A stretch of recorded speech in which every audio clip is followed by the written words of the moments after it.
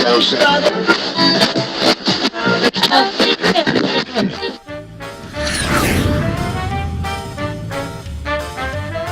Sounds better. Bloody technical shit. Yeah, fucking nonsense. I guess I should start recording. Oh, look at this. I want to record this so I can get an instant reaction. Check this shit out, Sammy.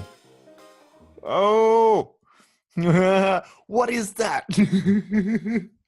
Fucking ray gun blaster. That is amazing. Fucking nectar collector. The ultimate of Titanium. collectors. That is awesome. Fucking ridiculous. So I think it's important to say where I'm Is that doing this guerrilla style podcast. Yeah, where are you at the moment? I'm hanging out. I'm in the back drawing room at Illustrated Gypsy, and my buddy Justin is up here. Just got finished with a day of tattooing. Very nice, very nice. Nice purple So very, backdrop. very the tattooed mind. Absolutely. Yeah, nice. Not too bad. It's good. The tattooed mind, number one, coming at you, huh?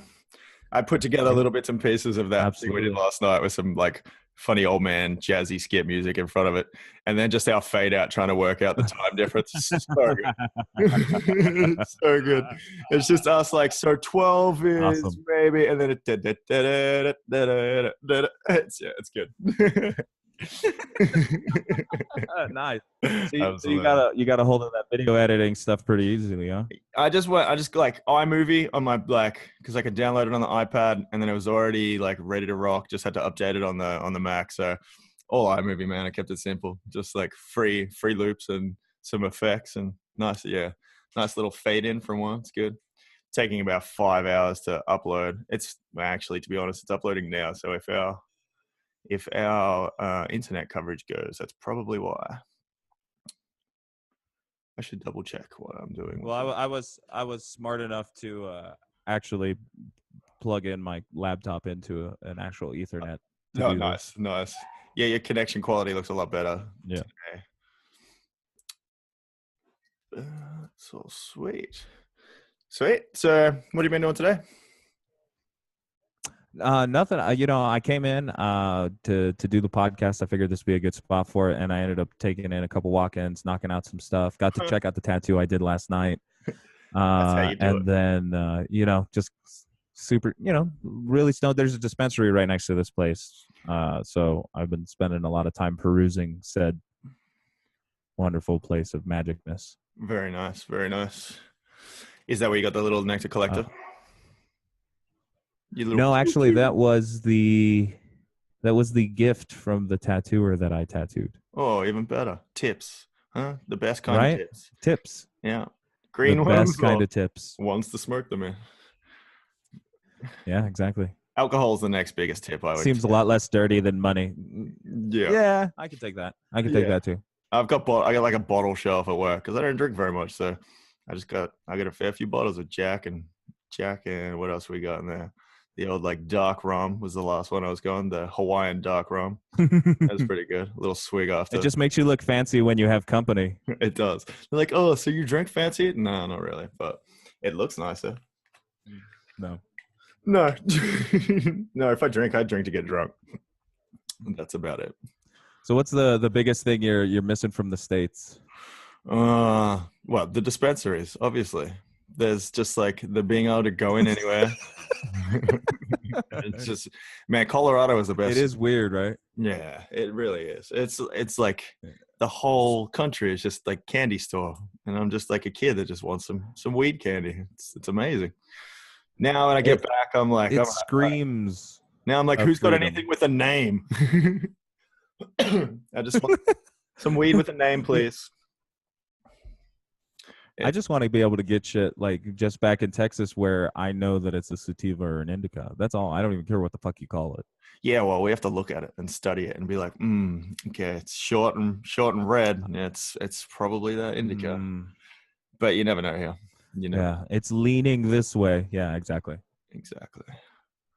All right, I sent you a list of that. I don't know whether you got that the whole show ideas, but I figured the less chance to prepare, the better. We're going to do the same to Ben Lucas. We Yeah, I I was gonna send him a list, I'll but use that as a perfect excuse for it. exactly right. Hey, to be honest, I haven't even looked at it. I was like, oh, whatever. I didn't have my glasses on yesterday, so I was like looking at it. I was like, what is that? So today I've got my glasses on, so I can actually see the notes that I've written. That was half the point with the looking for the sterling or metric imperial thing yesterday. I pulled up that page and I couldn't fucking see it. So. I forgot about that till right now. Oh yeah, no, I watched it a couple of times last night, like rewatching while I was trying to edit. I was like, oh, it's pretty funny. I didn't really want to edit much. I just got rid of the first chunk of our tech talk and rock it. Where we go. Yeah. Yeah. So it was going like it's on its way up onto YouTube. And then on the Blueberry account, I got to load the audio file, and then that'll be ready to go like tonight. So I'll try load this one. It takes forever to load onto YouTube, so hopefully it gets up there tomorrow. Oh, we should clarify that Sam is from the future. It is Sunday where I'm at, and it is Monday where he is, because he's like that. You're living in the past. Ahead of the times. You're living in the past. It reminds me of a quote I saw before I went away that led me to that whole alchemist book, and it was it's depression and anxiety, and it's if you're living in the past, then that's when you get depression, and if you're living in the future, that's when you get anxiety. And that was a good way for me to tell my brain just to live in the now. It was good. Well, I'm glad you brought that up, man. That book. So I ended up being able to read it, and then I played the great audio book too. I listened to it actually a couple times in a row here driving up here because I had such a long trip. Fucking crazy. I want to be the boy who becomes wind. God damn it. Like literally, huh? Like told the sun. Well, I can't remember what was the end of it. He told the sun that he wasn't even the most powerful, and it pissed off the wind. And oh man, to be on that point, like the start of it is crazy. Just a little shepherd from Spain who's got to go across the world and go find the pyramids just from a dream, and to give up everything you got and to follow your personal journey. And to find a woman along the way. And then leave her. That was like a little, just like, we'll throw that in there. He thought that was his personal journey. Didn't turn out to be. But he got her in the end, right? Spoiler alert, by the way. Sorry about that. Stiff shit. If you've either read it, you've read it. If you haven't read it, you're not going to go read it now. That's why you're listening to a podcast. You can't be fucked reading, right? Do both. When I can't be fucked reading, that's a podcast. So fair play. One day I might read it for you all. Yeah. But it's led me to a few. It wouldn't be that long. You could get through it in a couple hours. Yeah, well, what is it? I've sat there and listened to some people's audiobooks where they've actually read out their own books. Quite an interesting thing, listening to someone read out their own book.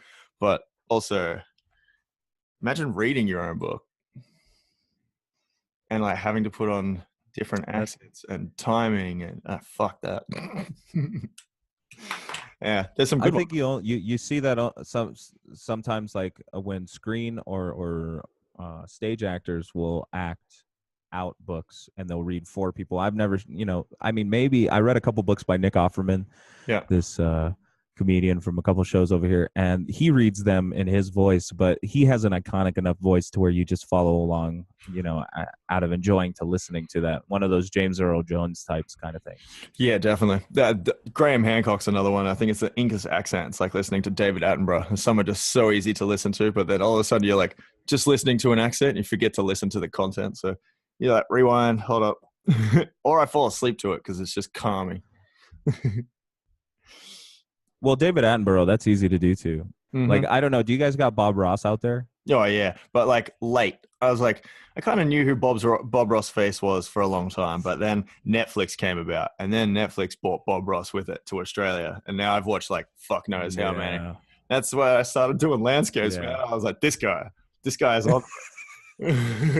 It makes it look so easy. You can get his instructional DVDs. You can get those, and he shows you all the behind the scenes shit, and it's pretty interesting. I've delved a bit now. Like I've went and found his first episodes from like when he first come out of the military, and he was like full they told him to go get a perm. He looked too what did they used to call him? It was like busted balls Bobby or something like that when he was in the military. And he was like trying to teach paging. So like you need to soften up a bit, Bob. So they permed his hair, and then that became the easy thing for like, what was it, 20 years of fucking episodes. Crazy. I've also looked Yeah. to try find a Yeah. Bob Ross original. That shit ain't cheap. That's It's interesting because yeah. I had a Okay. conversation with another artist about this exact subject, about Bob Ross and what he did, and we were, both very big fans, but it came down to a discussion of like, that's an interesting form of art, and the reason that some of these are worthwhile is because they're part of media. They're part of these instructional episodes that are iconic. So a lot of them that are featured in that are worth a shitload of money. Absolutely. In private collections, and then no one wants to give that up. Remember, some people that would have bought it would have seen it on the episode, like, I'm buying that, and they would have bought it. It would have cost them a penny then. Now it'd be worth, well, I don't know, but I found one that started at like 30,000. That's probably the cheapest I've found of like a proper original. I think he was a meme with Bob Ross was the first meme culture that I ever became a part of. Sure. And I was painting my ass off. I was just painting a shitload of paintings at one point in time. I just got the bug, and I put out this meme, and it said, "I go fucking hard in the paint." And it was just Bob Ross all smiling there with his afro. Yeah, and I was like, yeah, I like this shit. I like this. I can do that. Yeah. I was like, he's got to be stoned for all of those episodes. Like, no man can stay that calm and cool. Just that long. Yeah. And I love it. He's just and we're just gonna put a nice little cabin back here, and we gotta imagine that there's a man in there who just walked in and saw his wife cheating on her husband. This was his happy place. It's not so much now, but it's okay. There's no happy accidents. Just just keep going. Just so calm, like a gunshot could go off and be like, oh my. I feel like he shot a few people. I think he got all out in the military. Now I think he yelled enough. Yeah. Exactly. Yeah, he yelled enough in his military career to where he's like, I'm gonna be a soft-spoken human being from now on. Exactly. It's dab time. I think we need to kick it off a little bit more, huh? Yeah, let's simultaneous dabs. I like that. Dabs. That was one of the best parts of the thing I put together last night. It was like we're both rocking it, and it was the big cheers, and then I put some more jazz in there just because it seemed appropriate. Just fill some of that dead air. It had to be done. I wish I had have loaded by now, because you would have had a bit of an idea of what the hell I'm talking about before this one. That's all right. It'll be a surprise. It'll be a good one for next Sunday's episode. That's or Mondays, depending on what part of the world you live in. That's actually very true. We'd always release yesterday's one as this week's, and then this can be next week's. Because that's probably not a bad way to do it, because I was stressing trying to get that fucking thing ready last night, and to do it today and get it out by tomorrow is probably too much. So that might be a week later thing, right? Right. All right. Yeah. Cheers.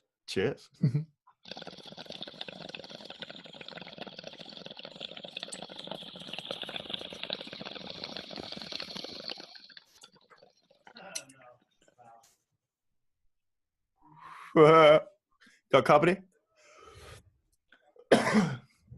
Yeah, my buddy Justin, the gracious man who invited me out here for so long and hooked me up last time, is kicking it here, doing some drawing. Nice. Doing some What drawing, up, Justin? doing the thing that we do more than anything else. I know, right? We're like, well, we should rest. Justin. Yes. Yeah.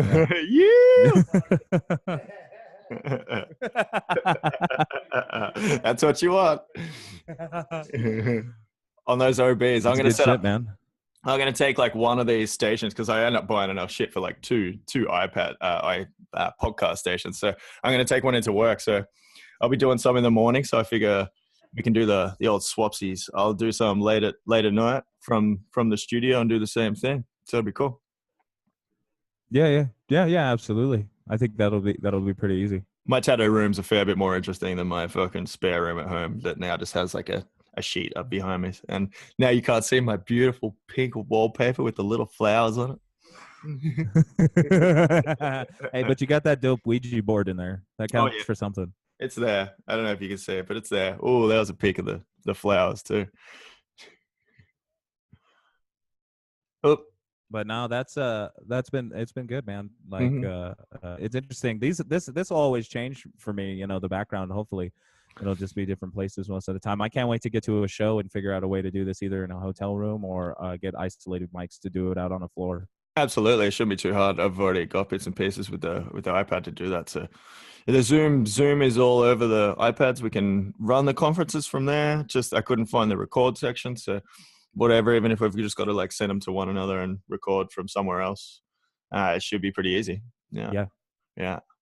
yeah. So I think we can figure it out. I think I'm going to bring Ben Lucas into Oculus Tattoo to come in and do the first one. Just more room, nicer setting. I'm sure he's comfortable in tattoo shops, so we'll do it in my room where I've got all my junk from around the world I've collected, and it'll be a bit more fun. Interesting.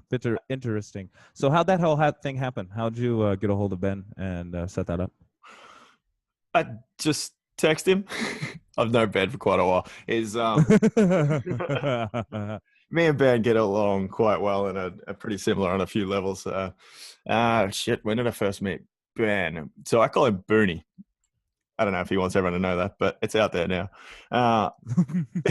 Years ago, he came down from Queensland to a Melbourne Tattoo Expo, and me and Tattoo Benny and Bummer and Tater Tats and a few other dudes we all linked up like first few times at expos. So I think we were just out having a smoke, and me and Ben have worked in a few different shops and traveled to different expos. Now he took me along to the Zwickau convention in Germany years and years ago. And I worked with him at a shop in Abbotsford in Melbourne. Doesn't need to be named. And then, yeah, we've just kept in contact for quite a few years now. He doesn't spend as much time in Australia, obviously doing all these conventions, but he can tell you all that stuff in a month or so when he's in there. But yeah, no, we've been good friends for a while now. He's a good man, and a great artist. Right on. Cool. Yeah, that makes it a lot easier. Yeah. It does. Yeah. Be a little bit more comfortable. Yeah. I mean, me and Ben don't talk much about tattoos, so that'll be an interesting side of it. Me and him just talk shit. So we'll see what comes out. Ben's always fun to talk to. Ben's great. I don't know, like camera wise, he's gotten a lot better.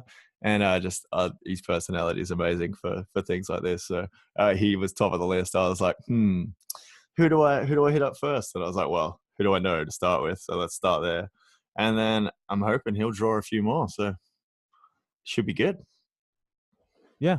I'm excited. So what are you showing me right now? What do we got up here? What are this? I should put my glasses back on so I can see. You've been in the game too long, player. You've been in the game too long. Oh, I guess like that. Like, I don't know. I got told at like 15 I should wear glasses. It took me till about 21 to actually do it. So I guess I'm paying for it now. Yeah. But, fashion. All right. So we just have some of the show ideas, I guess. It's kind of asked about because I think I saved it in 2 sections. So first one I was looking at, and I guess we could do some penciling as we go. The history of tattoos. I mean, it's pretty Shout out much to Procreate, not a sponsor. No, not yet. not yet. Exactly. Optimism. I've been tagging that Procreate tattoo team flat out. Come on. No one's bid at that yet. The other one was the iPad Pro tattoo team. I liked that one. There's like 30,000 tags on there. Fuck. Right. Apple are going to be like, yeah, tattoos. Let's do that. But whatever. If you're going to do it, start with us. So yeah, the history, I guess, is what spurred this whole thing. I have a massive interest in history in general. I sit there and talk shit to my clients flat out, whether they like it or not, about history that I learned the night before, as we do. Yeah. And I kind of thought I would start studying history outside of tattooing, just to fill that, less time that I have available anyway. But then I just do it myself and I don't have time to go to school, blah, blah, blah. So it became just a general interest in history. And then I decided tattoo history could be kind of cool. And I went and looked for it. And there's not a whole lot out there, like we were saying yesterday. So, yeah, then I was like, how do I do this? What do I do with it? Do I try approach someone to do a documentary, say like Vice, something like that? I didn't think anyone was into that. There's no point writing books anymore. The next generations are not going to care, especially not tattooists, about books. So the podcast idea came up. And then I think the tattoo history is something we can delve into with all different cultures. Yeah, go for it. Yeah, absolutely. It's definitely a good place to start. I think history in general. I think for a lot of people who find the romance or just the fun game of trying to figure out how this whole tattooing thing started, you get an interest in history in general, which is why I think it's kind of an interesting thing to get deeper into. I don't know. The first bit of history that I ever heard was the oldest culture is the Obon, who were from like Papua New Guinea or something like that, and they were the ones who got those eggplant flowers on their shoulders. Oh yeah, like and then it, the Borneo went rose from there. similar. Yeah. Yeah, at least living culture, I think that's the one. Other than that was just the frozen guy. Yeah, exactly. Well, that's out there in the kind of glaciers. the oldest one that I know of. That's like just because I've seen it documented in the Iceman. But he was like what, like? But wasn't there a Chinese princess or queen? Well, so when I first went in and had a look, the oldest I had found that was written somewhere was like 12,000 years ago. Like we've got up on this Procreate screen. But I still don't know like what culture or what place that was. I haven't found that yet. So the oldest that I found is still that Iceman. But there's evidence of tattooing in different cultures. That's just, that's a solid dude they actually found with fucking tattoos. So that's well, I mean, it's older than we've had cities, if you believe that the cities that we've had are that old. Exactly. Yeah, if you're into that. That's something we can delve into as well, right? I mean, we talk some shit about this at the Tattoo Expo, but I'm sure people love that on here. I mean, my idea is that we've been doing those cities for 20 to 30,000 years plus, arguably. But it'd be nice if we found some like tattoo evidence that was that old. We definitely one of the well, I mean, like oldest crafts in the world. Those big ass glaciers.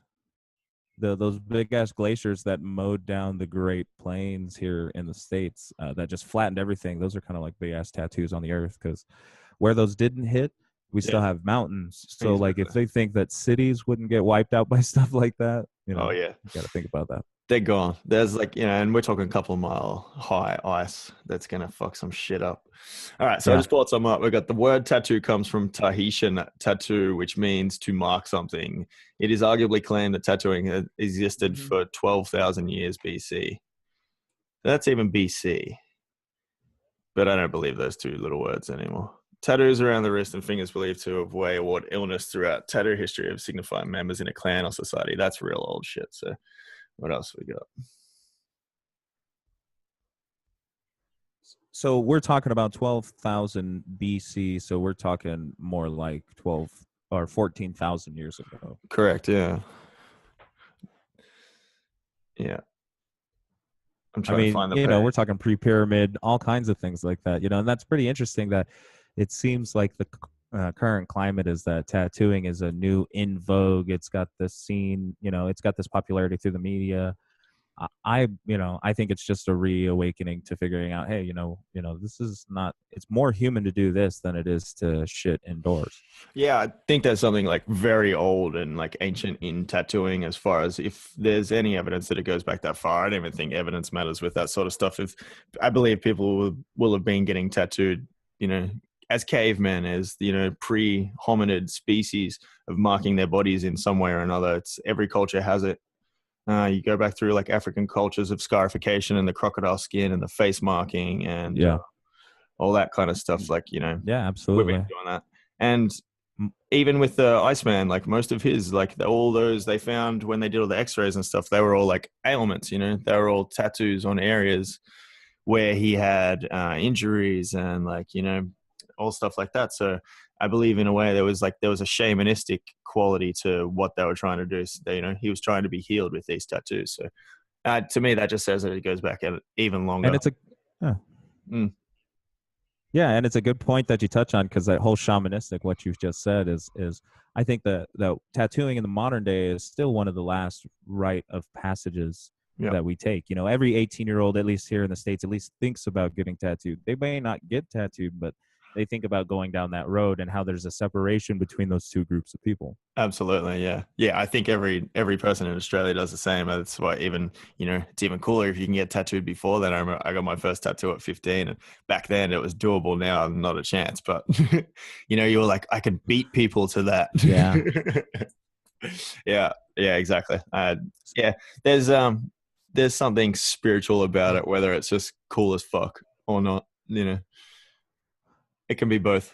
You know what's interesting is that, like, I know you have a lot of adverse laws and loopholes that you guys have to jump through, and strict guidelines you have to abide by over in Australia. But Yeah. if you guys have religious freedoms over there, isn't tattooing in its nature older than all of the Abrahamic religions?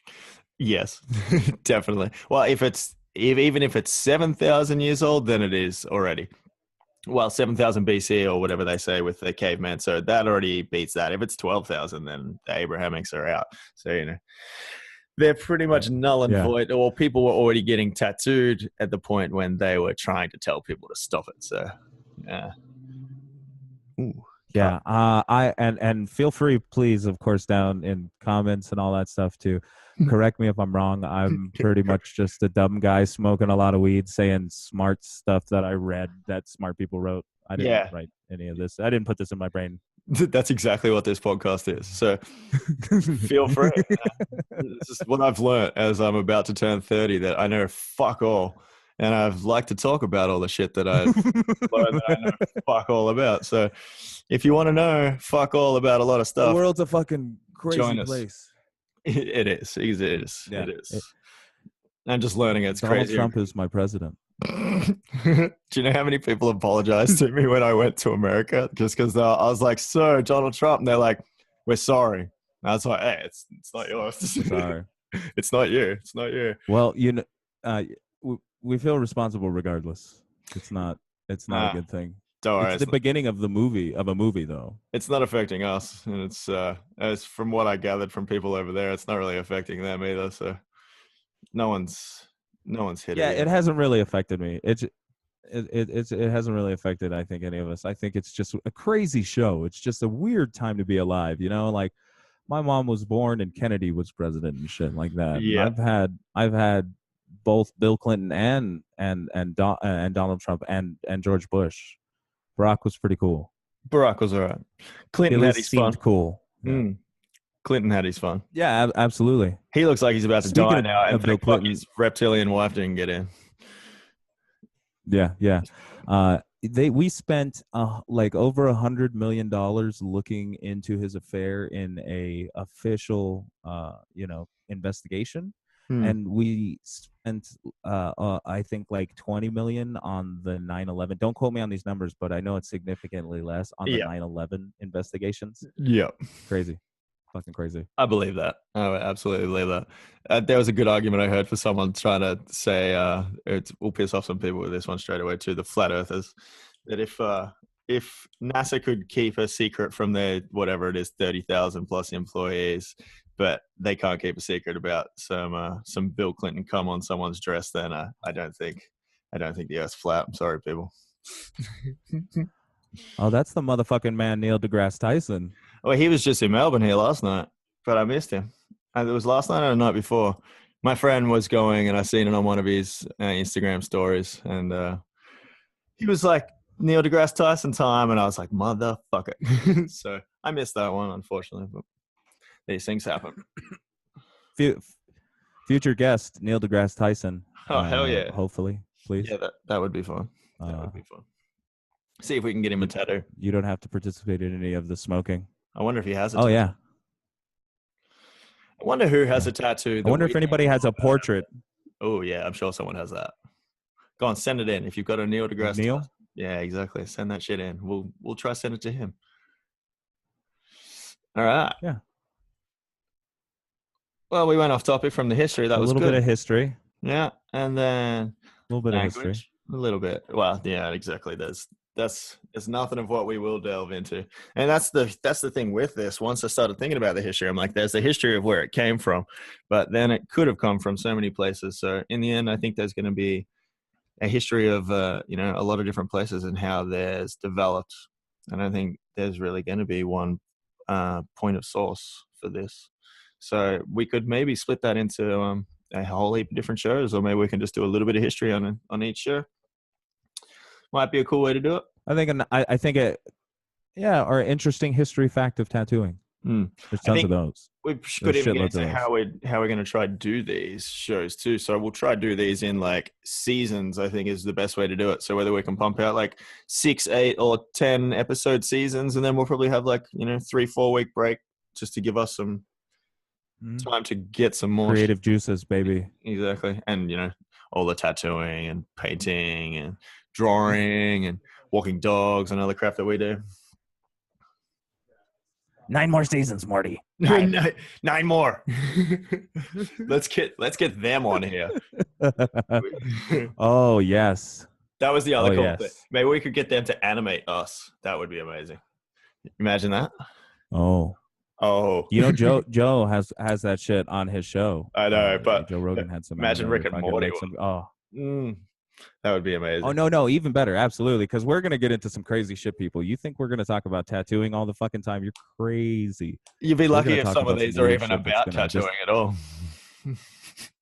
Yeah. And we're going to say some shit that'll make you feel uncomfortable, make you question your existence in the vast universe of nuclear explosions going on above your head every day. You're fucking on point today. Some dabs, man. I got a bunch of sativa dabs and I'm fucking just like, woo. But that's what did it. I waited to go to the dentist and I was like, I won't get too high for him. I was like, I'll just do this and I won't stink him out with what is that on your breath? Dabs. So I waited and then I've just smashed 2 big indicas and I'm feeling it. It's good. Your mouth is so oily. What is that? You have a nice resin coating. It's protecting your teeth. I'd like to prescribe this. It's the first time I've been to this dentist and I went with the girlfriend. They go through the list, any family history of blah, blah, blah, or any heart problems, blah, blah, blah. Do you smoke? And I was like, yes. I smoke a lot of weed. And my girlfriend just laughed and looked at me and he was like, that's okay. And have a seat. It's like, see, if you're honest, they don't care. It's the only way to do it. It's crazy. So it was, I can't believe how cheap weed is here. It's amazing. Yeah, you still just it's like, cheaper than I need my more. cigarette habit. Wow. Well, I got a 1/8 of weed, 2 grams of wax for like $40. And the 2 grams of wax is going to last me a pretty good day and a half, which is probably longer than a pack of cigarettes would last me. Wow. That's like $50 Australian. And I could only buy 2 packs of cigarettes for that. So that's fucked up, man. I was talking about that the other day. Your cigarettes are $20 Australian, which is still like $17 US. It's fucking crazy. 20 is the cheapest one. And they don't have like to a 20 Australian. It's like I was already doing the conversion while I was there. It's like 20 US. So it's like 20. I think my pack of cigarettes is like $27 to $28. It's just because it's got the little popper. Okay. Yeah, you menthol. Yeah, that's right. It was the little kind of cigarettes. Crush. Justin, did you hear that? $25 a pack. Cigarettes are $17 a pack. Or $25 a pack in Australia. He said he'd probably quit. No, you wouldn't. That's what I said. Sam said, no, you wouldn't. That's what he said. You just don't give them out anymore to other people. You're just like, someone's like, can I have a cigarette? You're like, I'm sorry. Yeah, fuck that. No more freebies. No more freebies. People like come up to you with $1 and you're like, oh, you want a cigarette, right? Oh, shit. Look at this shit, Sam. What do you got? Oh, shit. Look at that. Wait, let's go back to that. Oh, man, it's pretty stable. It's not even warming up. No? So yesterday when I recorded it seemed to be just a split view. I think whatever I push here is what everyone's getting. So They can have a little bit of both. Yeah. So if you end the share on the Procreate stuff on your iPad, it'll go back to just me and you. True that. True that. Some sativa to bring. So what else has been going on down there in the land down under, right? Yeah, that's the one. I just always remember this Australian joke, and it's not even from Australia. It's just a stupid thing that we say when you're probably middle school age. Is like, you know, the difference between a French kiss and an Australian kiss. Yep. Go on. Yeah, it's the same thing, just one's down under. Exactly. Yeah. Yeah, I didn't hear that for years, to be honest. But when I heard it, I was quite impressed. That might have been one of the ones that I heard while I was overseas, living in London or something. Oh, yeah. Oh, London. Oh, London. I miss that London, place. you beautiful bitch. It's been Fuck yeah, dude. It's been a while since I've been there. Oh, I need to get this. Last September is when I went. For the London Expo? Yeah, 3.5 weeks of bliss though, because I rented a flat for 3.5 weeks. It was fucking amazing. Nice. What, in London? Yeah. Islington, London Islington. West, Northwest. I lived in Balham, like Clapham, which is South London, for about a year or so. Yeah, I know where Clapham is. Yep. And then I lived in Kingston, out in Surrey on the Thames, for another year after that. When I was this is 18 to 21. So, and then I traveled all around Europe and stuff like that. That's part of the reason this show has become anything too. Obviously, I've met you when I was in the States. So I love to travel and meet people. It's a cool thing to do. First bit of advice: if you could fucking travel as a tattooer, and you haven't, fucking travel. Fucking do it. Fucking travel. Do it, damn it. I'm not even demanding you. It's like pleading you, but I'm cursing to make it hit harder. You know, I just fucking please do it for you.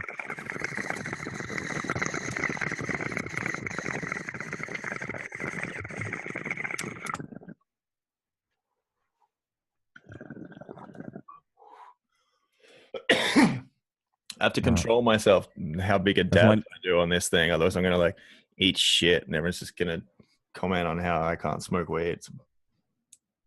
Fuck you. I know it's fucking. It's a little. don't. If you don't have haters, you're not doing it right. It's true. I'm gonna take that little bit, and that's gonna be my new text tone. Once I get a text message, it's just gonna be you. Yeah, it has to be done.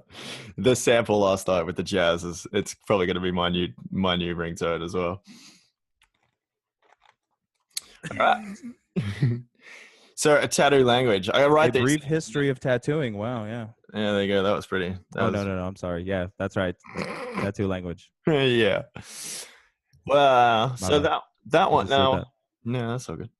This is something that Lux Altera and Adrian Dominic are touching on. It's not, and I mean, I guess I have my own language, and that's Marcus and them.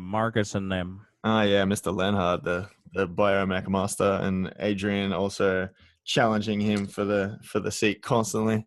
They're always they're collaborations. Yeah, two of my favorites. I'm hoping to get Adrian to do my back this year, and he's already done part of my chest, and then hopefully get Lux to do some of my arm one day soon. It's amazing stuff they're doing. But his nerd tribal is fucking amazing. Sick, huh? It's sick. Well, they're creating a biomech language, which is something I'll leave them to, but then it made me think, the sort of language that tattooists use anyway. And I think it's something that's quite hard because it is such a visual language that we end up making up all kinds of names and shit for everything ourselves. And that stays within groups or sometimes it's shared within books or something. So I just think could be something pretty cool to touch on.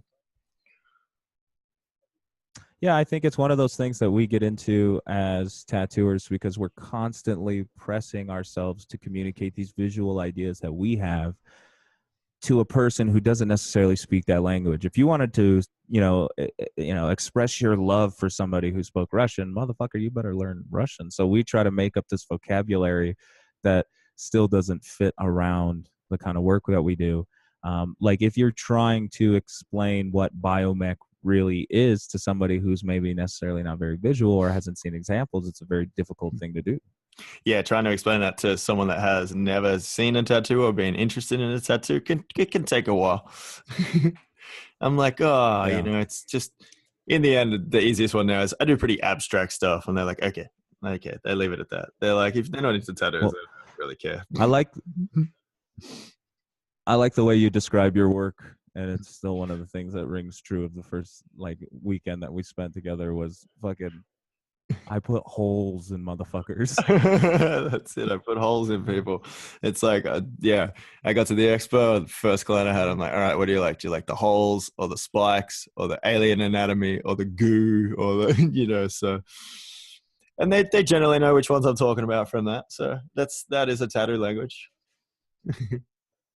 And yeah, putting holes in motherfuckers. Do you think I should put that on my shirt, adds to your flavor? what do you mean? The Oh, language? wallet. Oh, the language does for sure.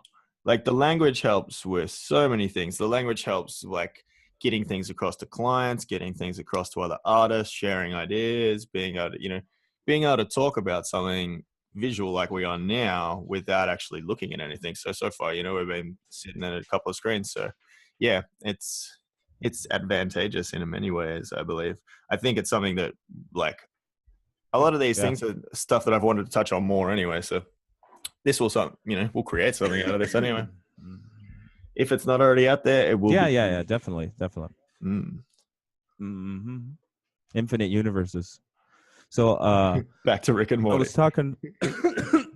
No. I've been talking to my group of friends out here while I've been out here about psychedelic experiences. You get to know new people. You talk. If you're an idiot, kids, if you're listening to this, turn it off because you don't want no, you don't.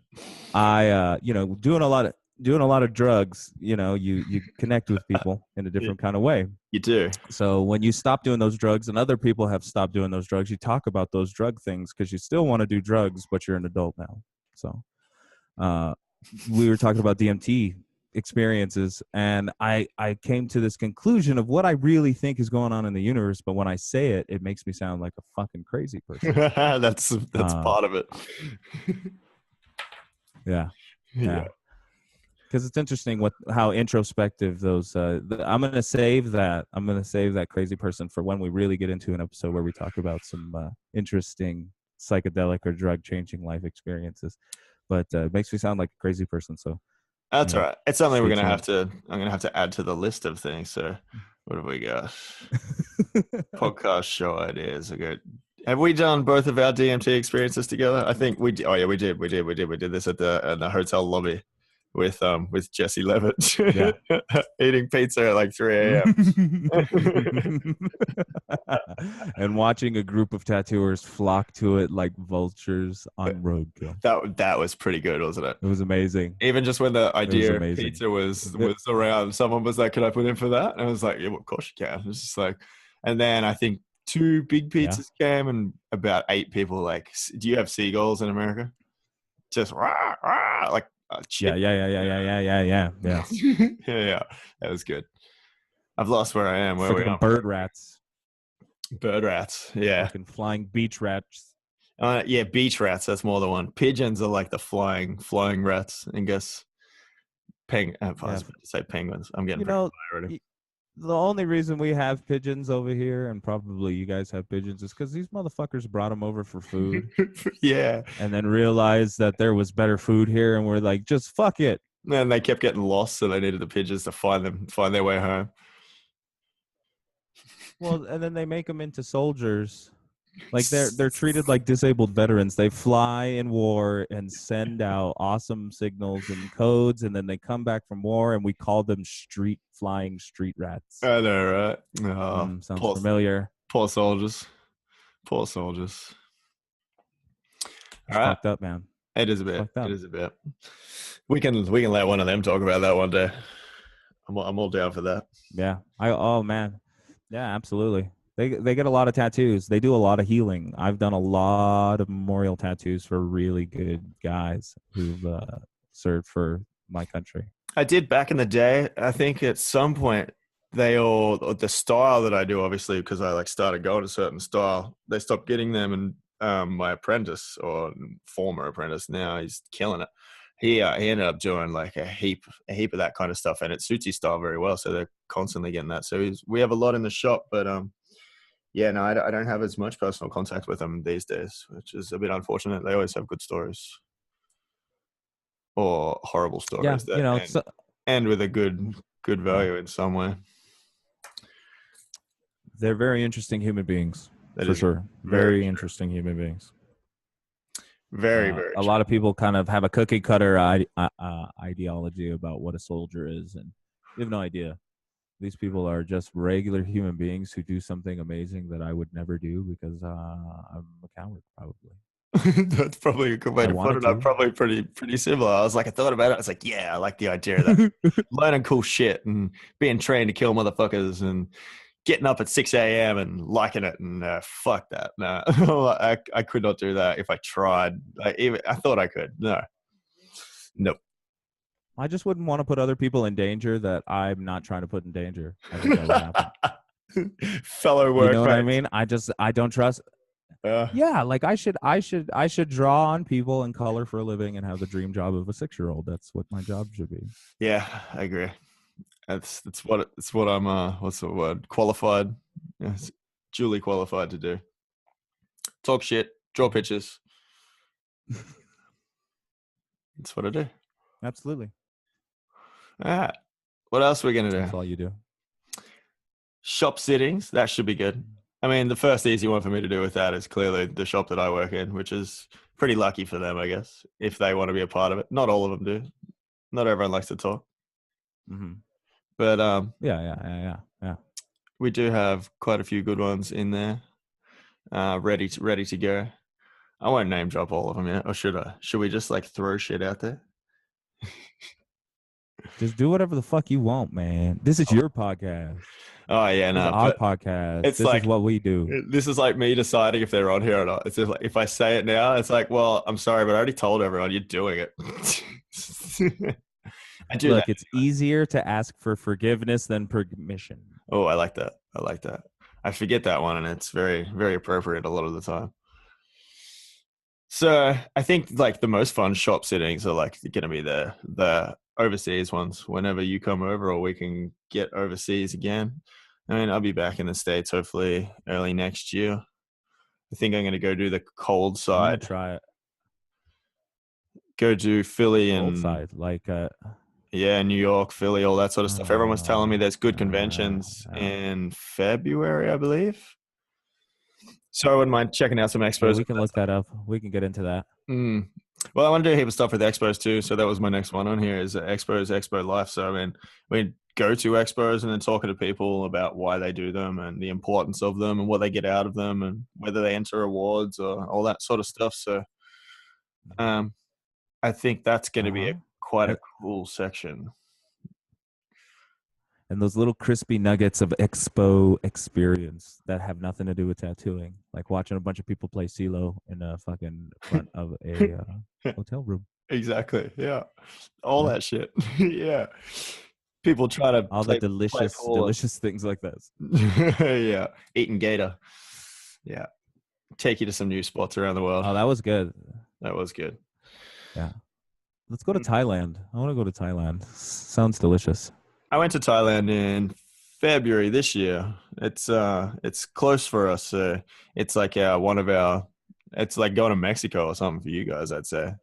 It's only from Perth, I think it's only like 5 hours or something. From Melbourne, it's like 8 hours. So it's our cheap getaway. I went there with the girlfriend in February. Went to Koh Phi Phi and Maya Bay where they filmed, the movie The Beach. The little decap. Yeah. It's that motherfucker. It's amazing. I mean, they make it look like there's a marijuana everywhere, but it's still death penalty shit if you get caught with a heap of marijuana there. So it's not really. It's a drinking holiday. It's a well, you know what, Sam? Detox holiday.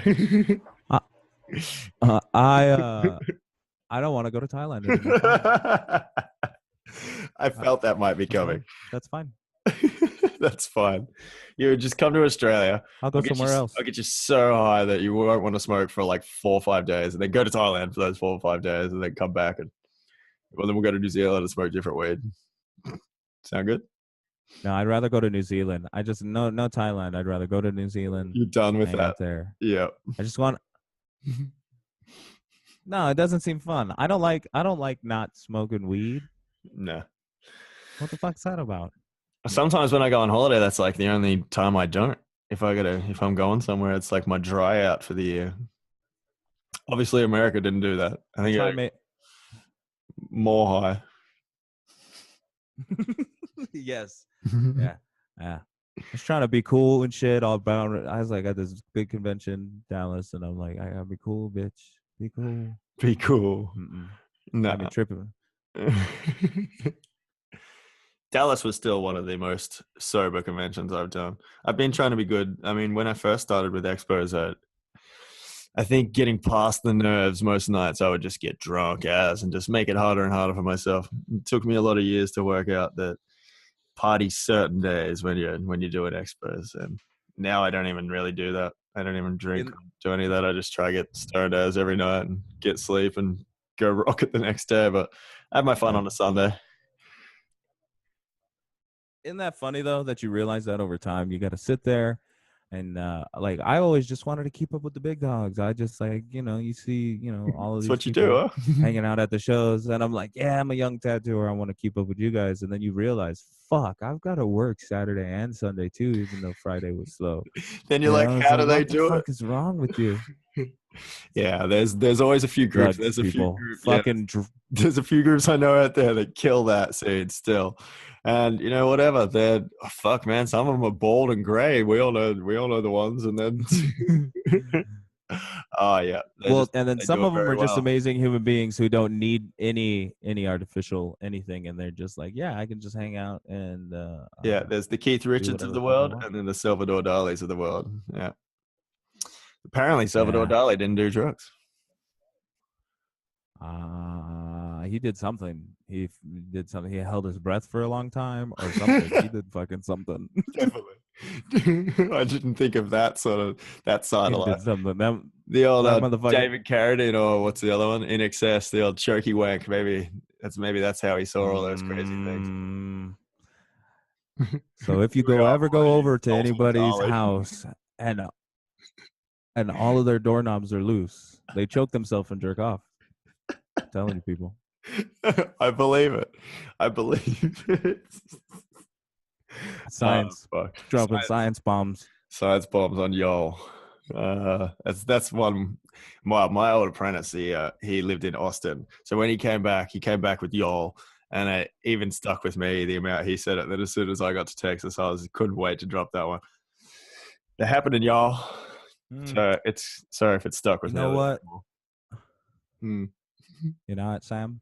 You sound a little bit Texas yourself. There you go. You said you could be Texas. You said you could be very Texan. You could. Texan. You could. You like a lot of Texan things. You're into guns. You can. Smoke a lot of weed. We do smoke a lot of weed in Texas. Well, yeah. Even Texas though was fun. It's illegal in my state. Yeah, well, no, it's illegal in my country. What? I mean, Justin said bullshit. What? That it is, or that we know about it? No, that it is illegal. He's like, it shouldn't be illegal anywhere. Well, where was it? Arizona was like medically legal. Hey, that's what Australia is pushing for at the moment. So they're about to do like oil legalization in. I think they might have actually already done it in Victoria, and then same ACT and another state. So it's coming. There's a lot of that's good, man. Australian weed podcasts out there, I believe, that they're all talking about it's coming pretty soon. So yeah, I think people need to realize how amazing sativa is. Oh, they do. Appreciation. Well, here it's a bit of the opposite. Everyone here is like scared of indica, and they just think they all want sativas, and it's very rare that you come across a good indica in Australia. I think obviously the sativa is easier to grow here. But if you can get your hand, yeah, most of the people who are here assume that if you get anything small and red and furry, that it's just going to be crap because we just had this old, like, what do they call it, Mexican red for years and years across Australia. I think it was from like 80s, 90s was all this Mexican red and a couple of other different ones that they'd brought over. And then sort of it's been the mass produced stuff for years and years. So everyone just thinks all indica is the same. But yeah, if people start learning what the good ones are, they'll start loving on both sides, huh? We need to add a episode for that and contact our brother tattoo artists in France and other parts of the world to talk to us about their weed history, how it was when they were young getting weed, now that weed has exploded a little bit more around the world. Tell us what it was like. That'd be a good one. Absolutely, that would be a very good one. So that's a good one with the smoking with, but I mean, we can get everyone to just you can send your stories, and if you want, I guess it'd be cool. We can read some stuff out, give us some stuff to talk about when we're so high we run out of shit to say. That'll come in quite handy. Yeah, give us content. Give us content. Let us be your vessel. Exactly. Let us be your vessel. Weirdly amazing. I've lost my. There it is. Torch. There we go. Yeah. I was just going there. I wish I could pan the camera around so you can see them. I might actually do it in a second, just so you can see what I'm dealing with and why I'm getting lost. There's too many implements. There's so much. Yeah, check it. Excuse the wallpaper.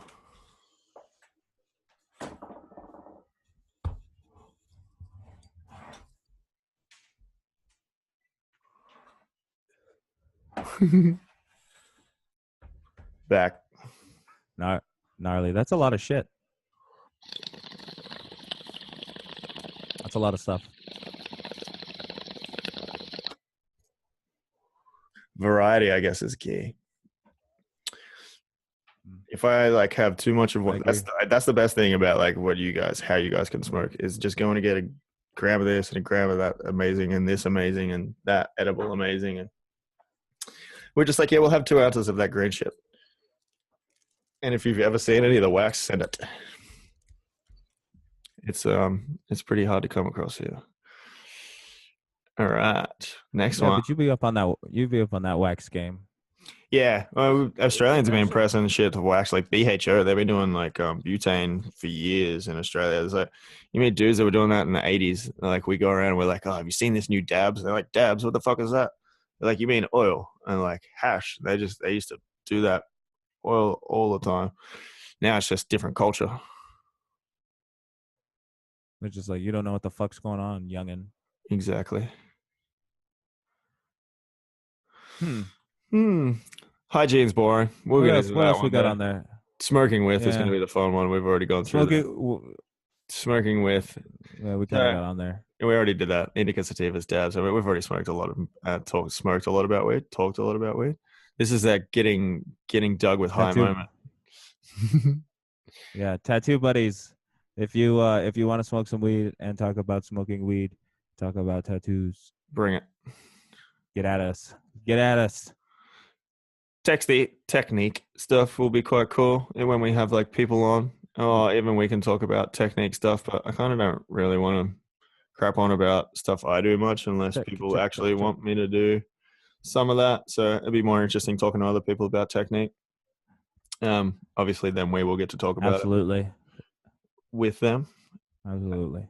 I'm looking forward to a few everyone suggested some I'm not sure if they're been in on this one. I think they're on my other page, but verses. So if we get a couple of different tattooists that have completely opposite styles and see what they have ideal wise on where tattooing should go and how tattoos should be done and what's going to hold up and all those age-old debates. So that should be pretty fun.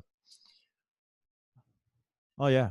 I'd like to see them also with these 2 different styles and 2 different techniques, 2 different approaches to do a little quick drawing, a little quick sketch up of similar subject matter. Yeah. So we can see how they would approach subject matter. That would be cool, actually. Even if they're both artists that both use digital works. I mean, I've seen there's a lot of people out there doing trad, and then there's a lot of people doing just straight up realism on these digital tablets. So that could be quite fun to watch the old versus screen, go ahead on that. Talk about what they're doing on there. It it'd be easy. It'd be easy. It'd be I easy. mean, it's just one of those things too. Yeah, It's one of those things that like we all love to see that there's shit. no wrong way to do it. No, There's no wrong way do to you remember do that. Tattoo Wars with Oh old? yeah, Oh man, that was so good. Aaron Kane and Guy Yeah, Atchison Atchison, yeah, and then who else? Dino on Cook and Saber. On Saber. yeah, yeah. I even like some. They tried so hard to like vary that show, like the tribal section, the black and gray animals, and then Yeah. underwater, and yeah, that was. Dino's a beast though. Dino is a beast. Have you seen If you Dino don't know just who got? Dino Cook is, Yeah, absolutely. Underwater color realism. And I think he dives and takes all his own photos and all that kind of stuff. That was all on a lot of that. Guy Atchison just finished or close to finished. I think his like sleeve that he's been doing on Dino. Did you see that? That was pretty sick. yeah, no, yeah. No. No, Well, I've seen it, but it's not. It wasn't done. It wasn't done. it's not done. Yeah, okay. Oh, okay. Oh, I'm not sure. It looks The sick. What was the point? the other interesting thing is like Dino went from, I guess, running out of reference. Probably that's how my brain would work in that situation, to being like, hey, I gotta go take some underwater photos if I want to still do tattoos and have them be relevant and not be the same shit that everybody's got access to on Google. Yeah, exactly right. Google. It's a bit of a. It became a Google became a let's get stuff off the walls to now the stuff off the walls like Flash is becoming Google. You know, we're recycling so many images and stuff like that. So something like that he'd be cool to talk to. You know, get more people on board that taking your own reference photos and stuff. There's the people out there that are doing it are killing it, I believe. Yeah, Carlos Torres, man. That dude's fucking killer. And he's the one I took a seminar and he's the one who pushed it really hard. Hey, go take your own reference photos. Oh, that's cool. Yeah, no, I've not done his seminar, so yeah. I mean, I assumed majority he was, but you know, some people you don't know, like they just got photographers or whatever. So that is very cool. Yeah, and I think just getting access to, I mean, even if you pay for your reference, to be able to access a less available, more boutique reference just for the sake of your craft, I think is important. Regardless, if you don't have the ability to take really good pictures and you want to pay somebody, I don't think that's good. Definitely, yeah. Get it done properly is the message behind that, I guess. Whether it costs you money or you got to spend 10 times fucking longer doing it harder yourself. Just do it. Yeah, I was gonna say whether you wanna just pay for it or you just wanna suffer and feel like an idiot. Go ahead and do it yourself. Hey, buddy. I couldn't help but notice him. That's funny. All right, what else we got then? Techniques, style segments would be interesting. That kind of touches on what we're just talking about already. I'd like to know what people think style is. Yeah, true. That's what I want to know. Yeah. You know, what do you think that shit is? Well, even as I've written it, I mean, I've probably, like in my brain, I've written it as style as in neo-trad, trad, Japanese, neo-Jap, you know, tribals, all these different stuff now. But I mean, style in it of itself, as in your own style, that's a whole nother ballgame, right? That's our next one, I guess. The style. That's what I think. Yeah. Yeah, I think that's what's important. Not important in that sense, but that's what everybody wants to fucking know about.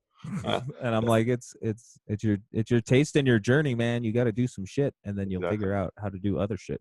Yeah, I've just realized in my like style seminar in the next one, I've got the whole thing maybe paid, and we can just like you can maybe see if you can get paid later. If we get the sponsors. Yeah. Hey, this is a guerrilla type radio broadcast here. This is my personal notes that you're all getting privy to right now. Exactly. So if you're reading it, full transparency, people. I'm not really. Yeah, exactly. Yeah, there's not going to be any edits. The only edit is for the start and the end with some doofy music and a couple of rig rip extras. Whoop. I keep going to like move it like I can, but I can't. So what else we got? Country and continental variations. That's that kind of sets back on history in its way. I guess if something develops in a country, then it's going to come from a certain history. So I believe that'll be a part of that. Funny stories that'll be. You see that? Have you ever shit your pants? Where you always get a shit your pants story. Hey, hey, hey. We'll leave That was that like for one of a the first, later it's episode. a bonding moment. People gotta talk about that stuff. It's a bonding moment. If you really talk, can talk about that amongst people that you just barely met, It they're gonna really is. fucking remember you. I think I got at least like two or three shit yourself stories while I was in the States. So, I had two or three good bonding moments there. Yeah, man, Yeah. it's a bonding moment. Yeah, absolutely. And if you can't admit you've shit your pants, there's something wrong with you. Everyone shit their pants. And if you haven't, you're not having enough fun. Everybody, you're not doing it right. You're not doing it right. Although there's something deep down, and this is from like Joe Rogan's podcast, but it is kind of our job to not shit our pants as adults. It's to take care of yourself and your family if you got one, and not shit your pants probably. It's Sometimes you probably just have too much fun though, and you just shit your pants. it's kind of like your only job as an adult, just to do it adult, look like you're doing it right. But whatever, you gotta let loose Yeah. sometimes. Sometimes it's you have fun. You have fun. Sometimes you also make mistakes. Oh, we touched on this next You one misjudge. last night already. The death notes, the near-death experiences, or Mm-hmm. or deaths. The Oh, other one that's there that I mm. forgot about, clients, is you always get good stories from Unfortunate segue. clients. True. Mm. uh, yeah. It's uncomfortable. Can't handle it. That's good. That's what we wanted. So did you feel that? Yeah. Can you feel that? Feel that? uh, apprentices. Oh shit. Yeah, the Oh, apprentices. the apprentices. The apprenti. It's like voodoo, people. We can't teach you. It's voodoo. No, It's voodoo. exactly. I mean, you Voodoo. listen, you learn. Yeah, you watch, you learn. Self motivation. Don't talk back, you learn. Yeah. Yeah. Apprentices, I don't even know if there's going to be a section. It's just tattoos is tattoos. And if you're not giving 110%, 24/7, and not burning out all the fucking time, then you're not doing it right. It's not a job, it's an obsession, right? Mm-hmm. Preach it, brother. Preach. That's why in our spare time we talk about tattoos to each other halfway across the world, just to fill the void. Yeah, This is my day off. This is what I'm doing, and this was your day off. You went in and did two yeah. tattoos, and now doing a tattoo podcast, right? So Baby. if That's how you do it. anyone's asking, yeah, that's how you do it. That's how you do it. Machine talk. This one's gonna be kind of cool. I was talking to Byron from Injector. One of my favorites. Yeah, me too. And I said to him what the idea of a bit of machine talk and stuff like that. So he's already shown me some new whiz bang thing that he's going to try bring out next, which would be kind of cool to see. And then I'd like to get him on board properly to showcase some of his stuff. And then obviously I'd like to get the other side of the coins to get their bit on there. We can do some tech talk and machine versus and all kinds of stuff. I love talking machines. I used to build tattoo machines. It was my first way to the industry. So I got to work for Brett Stewart building. My first way was building needles. Yeah, that's it. Yeah, I skipped the needle building for the machine building. I mean, not by choice. I was just any way I could get into the industry, right? I think that's level 2, though. I think that you go from building needles to being like, hey, I can solder some shit. Maybe I can understand how this thing is supposed to get poked into the skin. But once you go into machine building, you inanely have to understand that with how to make machine run. Yeah, it's kind of like doing it in reverse. So I learned how the machine worked first. Yeah, you're just skipping shit. You're just skipping shit. You're just like, I'm smarter than that, bro. Okay, No, not I don't really. need that. I think I had my liner needles on like upside down for the first 3 months because no one was going to show me that shit. They showed me how to build a machine. I think at day 2, I was like billeting out a block of aluminium that was probably like 10 feet long, just a solid block. turn them into machines in like 6 months. And I've probably still had my needles on upside down by the end of that.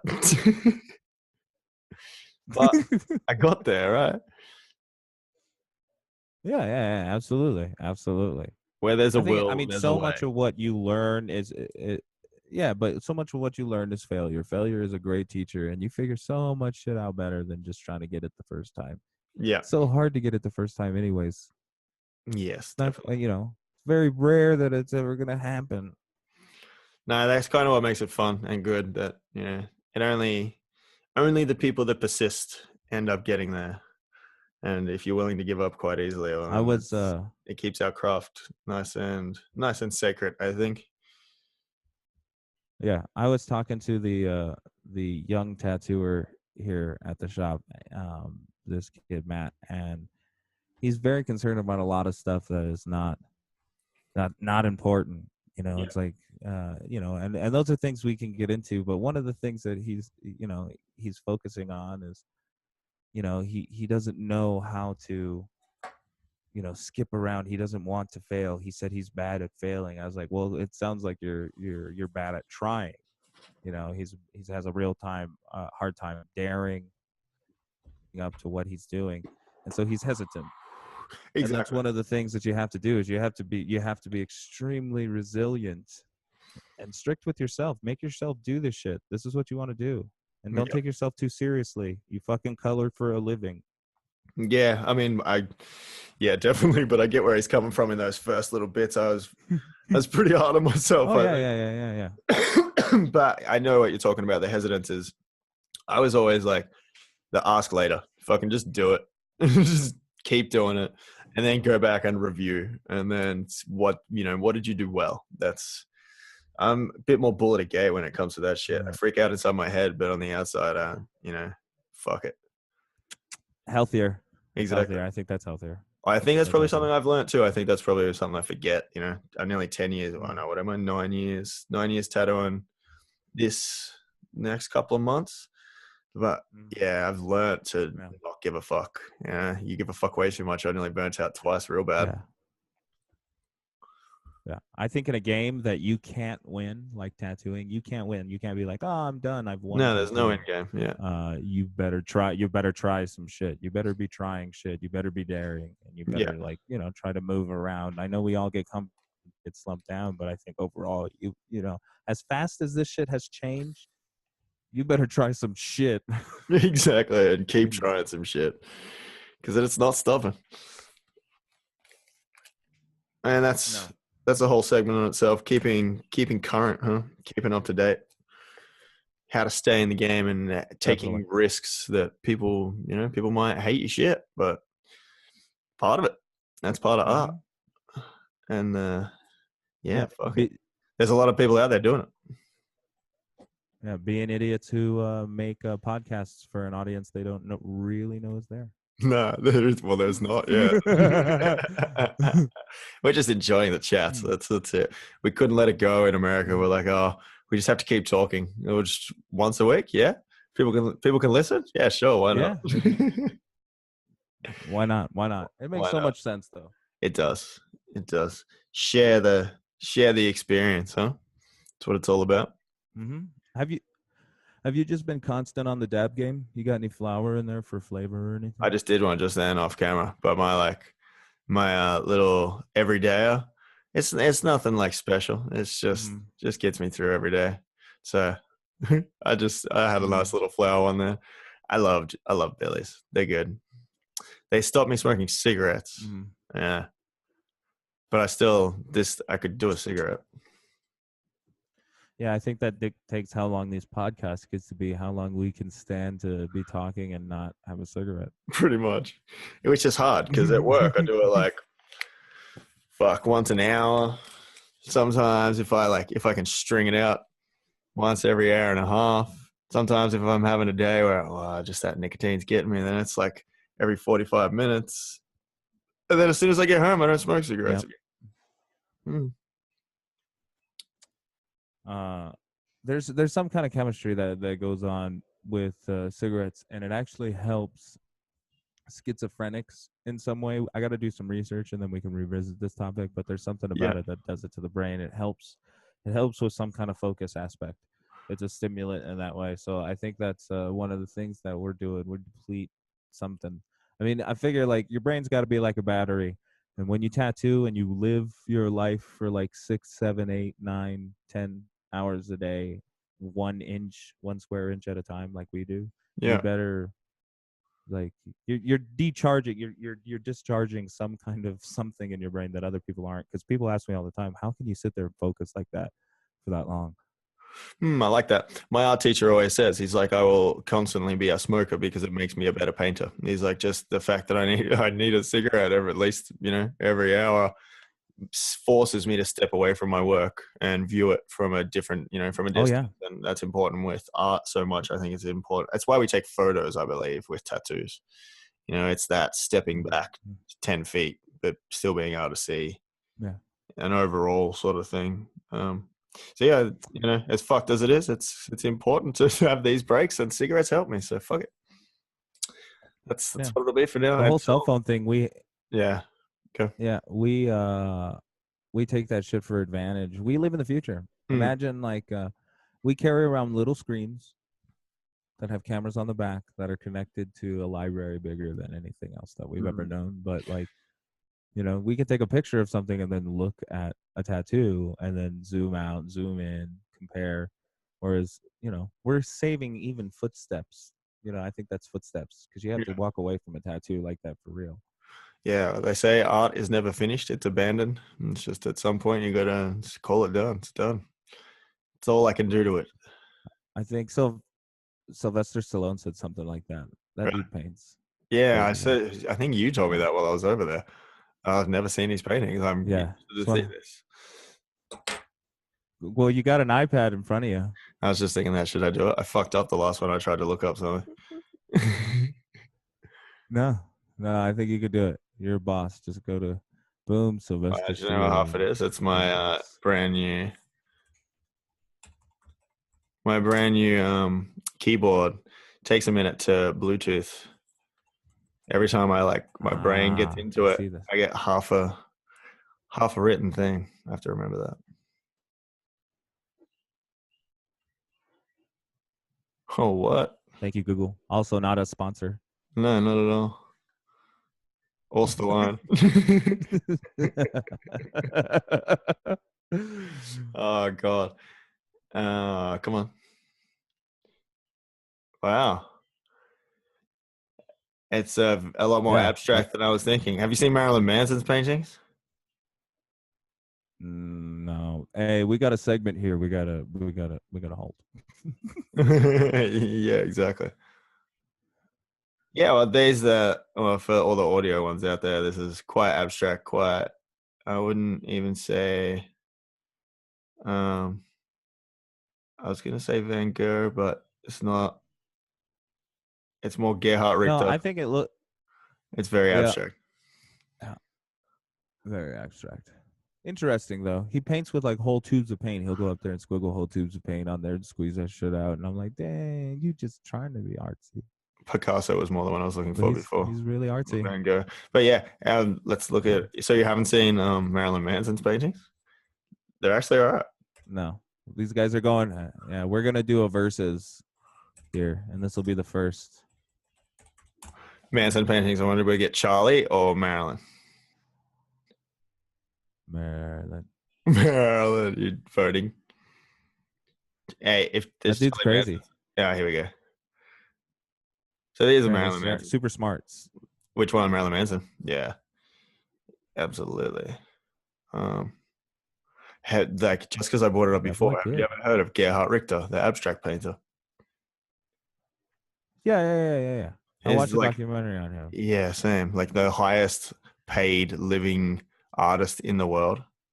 And I think one of his paintings sold for, and it was like £43 million or something like that. Something ridiculous like that. Yeah, and it hurts my feelings.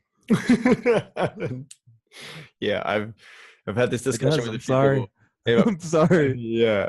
Mill at Sorry. work, he was telling me about this one guy who's cracked the market, and I think it's had something to do with like Facebook. Like they bought a painting of him, or God knows how. I only know half the story, but he decided instead of his price being 3,000, it was going to be 300,000. It was just first painting ever, and he set his value He's in like, now. yeah, whatevs, Fuck bro. that. Yeah, exactly right. Like, I wish I had started like that, but oh well. You never know. Tattooing could go one way or the other. It's either going to get more retardedly expensive, or it's going to end up like hairdressing, and there's going to be too many of us, and it'll be $20 cuts. Just cuts, just tats. I'm gonna have to do something else. Let's hope not. It's part of it's part of what got me into the last time I looked into this tattoo history, and it was the way that tattoos have been viewed through society in the last, like, our very recent history. They were pretty revered to start with, I guess, when Captain Cook was like traveling across countries, and he found some of the first tattooed people across in New Zealand and Borneo and some of Southeast Asia and these places. That when he bought the first they ones ate that motherfucker. I know, they eventually. ate him. He discovered some countries. They ate that dude. He took some of the chiefs home. He came back to get some more, and they fucking ate him. Yeah, they ate that motherfucker. Absolutely. Yeah. But yeah, when he brought back a couple of chiefs with him from Borneo and from New Zealand, I think that, I don't know the story. I hope they agreed, but if not, he just brought them back. And he got some cottonmouth and he put them on display for a heap of people. And the only people that could afford to go see them were obviously rich people. So the first people that ever saw tattoos in our very recent culture, in our very Western recent culture, I'm talking about probably like England, and I'm not sure if he took them to the Americas or anything like that, but all these rich people were seeing these, and the first people to get tattooed in Western culture were all these rich as fuck people that were hiding these little tattoos under their petticoats and waistcoats and jacket sleeves and stuff like that. And then eventually, as it became more prominent and became a traveling circus thing and got a carny annotation to it, then it became cheap. And then all of a sudden, rich people didn't want them so much. And I think the next step in that was a lot of the movies. What is it? The Wild Ones? What is it? The Wild Ones? Young, yeah, not Young Ones, Wild Ones. With what's his name? Marlon Brandon. And it was the first like bikies with tattoos and that whole thing. And tattoos have just kind of gotten a worse and worse name for themselves since then, really. It's not really come up until more recently, the last 10 years, TV shows and stuff like that. Now it's culture. Well, I think we hit the bottom of the bell curve. Yeah. Yeah. You know what I mean? You had prominent aristocrats getting tattooed and shit. Yep. And we're slowly, we have fucking huge stars who are very proud of their tiny little tattoos. Wait till they're fucking covered. I mean, Yeah, not just that. Wait till they start like discovering the amazing artists. Like there's some good, what would you call them? Prominent, famous people out there now that are starting to get some good tattoos. Sylvester Stallone, Jeff Goldblum. Yeah. Oh, really? Yeah. And I just know that Nico Hurtado has done like a few decent stars in that now, and obviously there's a few spread out Puff through. Daddy. Yeah, true. Sean Puffy Combs. Sean Puffy Combs. I did say decent, half decent. Hey, he just like if Puffy hits you up and says, "Hey, tattoo me at my house," you go to his fucking house and you tattoo whatever the fuck he wants you on there, and then you leave. Oh yeah. I don't think there's anyone in the tattoo industry wouldn't sell their soul or go do that shit. You do that shit just to see the motherfucker's house. You're like, show me how you live. Go on. Yeah. Also, he might have killed Biggie. He might have killed Biggie. Like, I didn't say that. I just said maybe. Yeah, you'd ask him, would you? Have you seen the new Tupac movie? I've not seen it. I've heard all kinds of new things. No, I haven't seen it. I haven't seen it. All my friends went to go see it, and they were all excited, and they came back less excited. So I obviously got less excited very quickly. Unfortunate. Yeah. I was looking forward to that too, man. That's too bad. Are you gonna smoke again? Because I'm trying to have a synchronous in sync, like the Backstreet Boys in sync. in sync. Yeah. No, I was having a drink. I was like sneaking off. I thought I forgot it, but I just hid it behind the computer. And it was that bad Yeah, stuff. novice podcast That cola. drinking. No, just drink. Just have a drink. I remember the first time we bullshitted, and I was drinkless, and by the end, I was like, I can't talk. Yeah. Good. It's like getting high will do it alone, let alone talking shit for 3 hours. I know now why they just have constant amounts of water on all these tables. if you're heavy up on the dabbing and you don't have a beverage, you're gonna suffer. You are going to suffer. Look at that thing. Choo, choo, zap.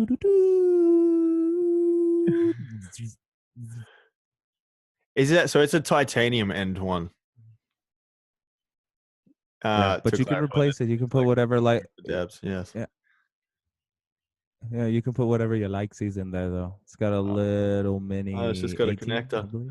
No, that's probably smaller. That's maybe they get 16 or 12. That's awesome. Awesome. Yeah. Mm-hmm. Now I got to smoke. I've been talking about it. Yeah, go for it. I'm gonna look at what's next on the thing. What do we got? We went for machines, the masters. Ooh. All right. So the masters, I guess. Oh, do you know what I seen the other day? Oh, yesterday, last night, maybe this morning. No. So it was yesterday through till this morning. Tell me. Robert Hernandez tattooing Steve Butcher. Did you see that? And I was, I seen it on Steve Butcher's page. I was like, you lucky motherfucker. But he deserves that tattoo. He's killing it himself. And not many people will get lucky enough to get tattooed by Hernandez these days. So I'm glad to even say his name on the first podcast. I don't think enough people know who Robert Hernandez is anymore. If you like black and gray realism and anything artistic and anything cool and different that you've seen in our industry in the last 10 years, he did it 20 years ago. So it's I watched Don Ed Hardy come out of retirement, dude, and do a fucking tattoo. Crazy. Little cool, tiny dude. Very nice. Gentleman wore a suit. Motherfuckers doing fine art, making baller ass paintings. Yeah. Fucking Robert Hernandez. All the people who like work inside an area where they're, kind of more forward thinking about their tattooing and getting into a little bit of technology about it. Yeah. Oh, a lot of their shit too. Robert Hernandez for starting it. Yeah. Yeah, true that. Yes, it's very cool. So it's cool to see he's like still doing his thing. But living life. He smashed it for years, like, doing all these expo scenes and getting the expo idea out there. There was not as many back then, and he was going all around the world and putting it in magazines, and people could see that he was traveling, doing this constantly, and loves his music and his art. Was lucky enough to go to his studio years ago when I was like 19 or something like that. I think it's his old studio now in Madrid. And I barely had any tattoos. He let me come and watch him tattoo for a majority of the day, just out the back. He was tattooing some other dude, and we could barely speak to each other because of the language barrier. But he was cool as fuck. So I've had my Hernandez time. If I ever get tattooed by a bonus, but that was cool as fuck to see. And obviously, there's plenty more masters out there that people have got. So yeah, that'll be a fun section. Yeah, I think a lot of people look up to Paul Booth. I mean, I've seen Paul Booth, and he's still out there grinding on the circuit too. He used to throw a great show. I think he's getting ready to throw another one, but he's been out there still doing the. I mean, one of the big influencers, I think, of like the dark bio stuff.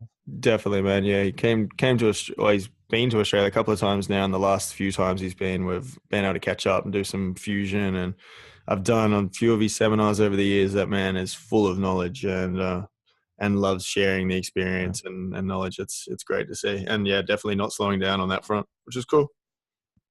Very cool. Yeah. Yeah. Very much so. I mean, he's the kind of guy that in a quick few moments you can realize how important it is for tattooing, to have these minds in there who are looking after it. We had a lady in New York who was somebody who was administering drugs to put people to sleep, but what the fuck kind of, I don't know what kind of doctor, I forget what it is. Yeah. But anyway, she was like talking to tattoo artists. Exactly. But she Yeah. was talking about doing targeted nerve blocks Yeah. and numbing people's arms and stuff like Yeah. that. Yeah. And I chatted with Paul about it. He was like, fuck that. It's just another person trying to take more money out of the tattoo. Yeah. I wasn't expecting it to go that way. That's good. My brain was just going, oh, yeah. Yeah, we could do that. Yeah, because I just spent the morning at the dentist and I was just like filming around there and I was like, this is the tattoo room of the future. Just this fucking crazy white Yeah. bed, all these mechanical shit coming over the top of it and everything was sterile as fuck. This little nurse like standing there just like I would like it. not even saying anything, wiping up constantly after him. Oh man, that's the shit right there. Oh man. Did you have a TV above your head? Yeah, I was like, bam, Yeah. look at that. Yeah. I barely even like concentrated on what he was Yeah. doing. I was like, hell got into Dr. Phil or something. Now, Sam, I just have to drill inside your teeth, Sam. Okay. Oh, fucking hell. Oh, no, there was some like tattooed guy on there. There was some like NFL football player they were crapping on about that killed someone over in your country. He was some tattooed up hooligan. So of course I started watching and taking interest. Anyone with tattoos. Sons of bitches. Do you know I've even started a Spotify, also not sponsored, playlist on my thing that's anytime I hear the word tattoo, bam, playlist. So it's growing. There's not that many out there, so it's going to be a pretty special playlist when it's done. That'll be interesting. It's interesting. That'll be very interesting. They're not all good. Most of, you know what I found? Most of them, they say that they're not generally for it. They're not all positive. But whatever. It's a bad thing, is what you're saying. Yeah, most of it. Yeah. Yeah, they're not that musically revered, I guess. Okay. I'm super blazed, everybody. Super blazed, ladies and gentlemen. I am higher than a kite. Yeah. I didn't say kite. Don't worry, no one in Australia even knows what that is. Not many, anyway. That's old language. It's me. That's old language. That's a me. It's a me. What is your background again? We might as well get into it. Makes it easier. I'm Jewish and Japanese. I'm a ninja. A ninja, that was it. I love those little. What were they? Stickers on business cards you had the ninja. Very good. Yeah. That's my shit right there. That's my shit. I can fucking program your VCR and do your taxes. Yeah. I'm all kinds of white, I guess. I'm like Irish, English, Italian, and more English, German. So it's a whole lot of. Let's get it out of the way, though. Let's get it out of the way. Translucency. You're convict. Exactly right. Yeah, I mean, well, yeah. My grandpa's turned 95, and that's a part of the story he can't remember anymore. Is how we really got here. So I'd say we were probably sent. You're fucking convicts. You're fucking convicts. Exactly right. We're pretty proud to be that. Yeah. We both started the same. It's just we sent our people over differently. Yeah. It's the Texas of continents in a way that closely resembles it, because it's fucking huge and there's nothing in the middle. That's very true. You know, Austin's kind of in the middle, but there's a lot of open fucking space in Texas, and you guys just got rid of guns because I think you're a more sensible Texas. You're kind of look. Yeah. We got rid of them a while ago. We had our own problems years ago, and Australia was straight down clamped on that shit. So we have no guns in this place. But it was only like a couple incidences, or maybe one incident, right? That changed all that. Pretty much one, yeah. It's the Port Arthur massacre is down in Tasmania. So like our little island down the bottom is one of our states. And it happened. I can't remember. I want to say Hobart, but I just know that's one of the bigger towns. I don't know. What was it? Port Arthur's near Launceston. Anyway, it doesn't matter. Someone will correct me on that. Yeah. It's Port Arthur. So he went and shot like 37 people or some crap like that with like automatic. What did he have? I know he had shotguns, rifles, and something else. So they banned anything semi-automatic, anything automatic, anything handgun. pump actions, lever actions. So we're not left with a whole lot. We're allowed, like straight up hunting rifles. I think you're allowed to have a handgun in certain situations at a gun club. But if you got caught with one of them, it's like minimum 5 years. Yeah. Yeah, you don't. Holy shit. Yeah. Not my guns, mate. No, not my guns. That's not a knife. That's a gun, motherfucker. You're going to jail That's for not a 5 knife. years. Right. Yeah. You go, yeah. Go to jail. Yeah. You know what? There's just guns everywhere over here. Everywhere. Oh, yeah. I seen a few while I was Scattered there. around like sprinkles. It's awesome. Just sprinkled. It's only awesome because I'd never seen it before. I There was are like, more holy guns in the United fuck. States than there are people. Yeah, well, of course. Everyone's got like 5, huh? People just have. Well, I've only heard this yet, mind you. I've not seen this, but my mate, Sharpie the Blade, Boris the Blade, he travels with them, Europe and America, and he gets to stay at people's houses with just random bands. They're always proud to show off their gun rack. He's seen some pretty serious shit. That's America. It's America. America. Yeah. I kind of like. After I'd been there a few days, I was like, all right, where are the guns? I was like, everyone's talking guns, but I needed to see some. And then someone pulled out a gun and that. I was like, okay, I believe it now.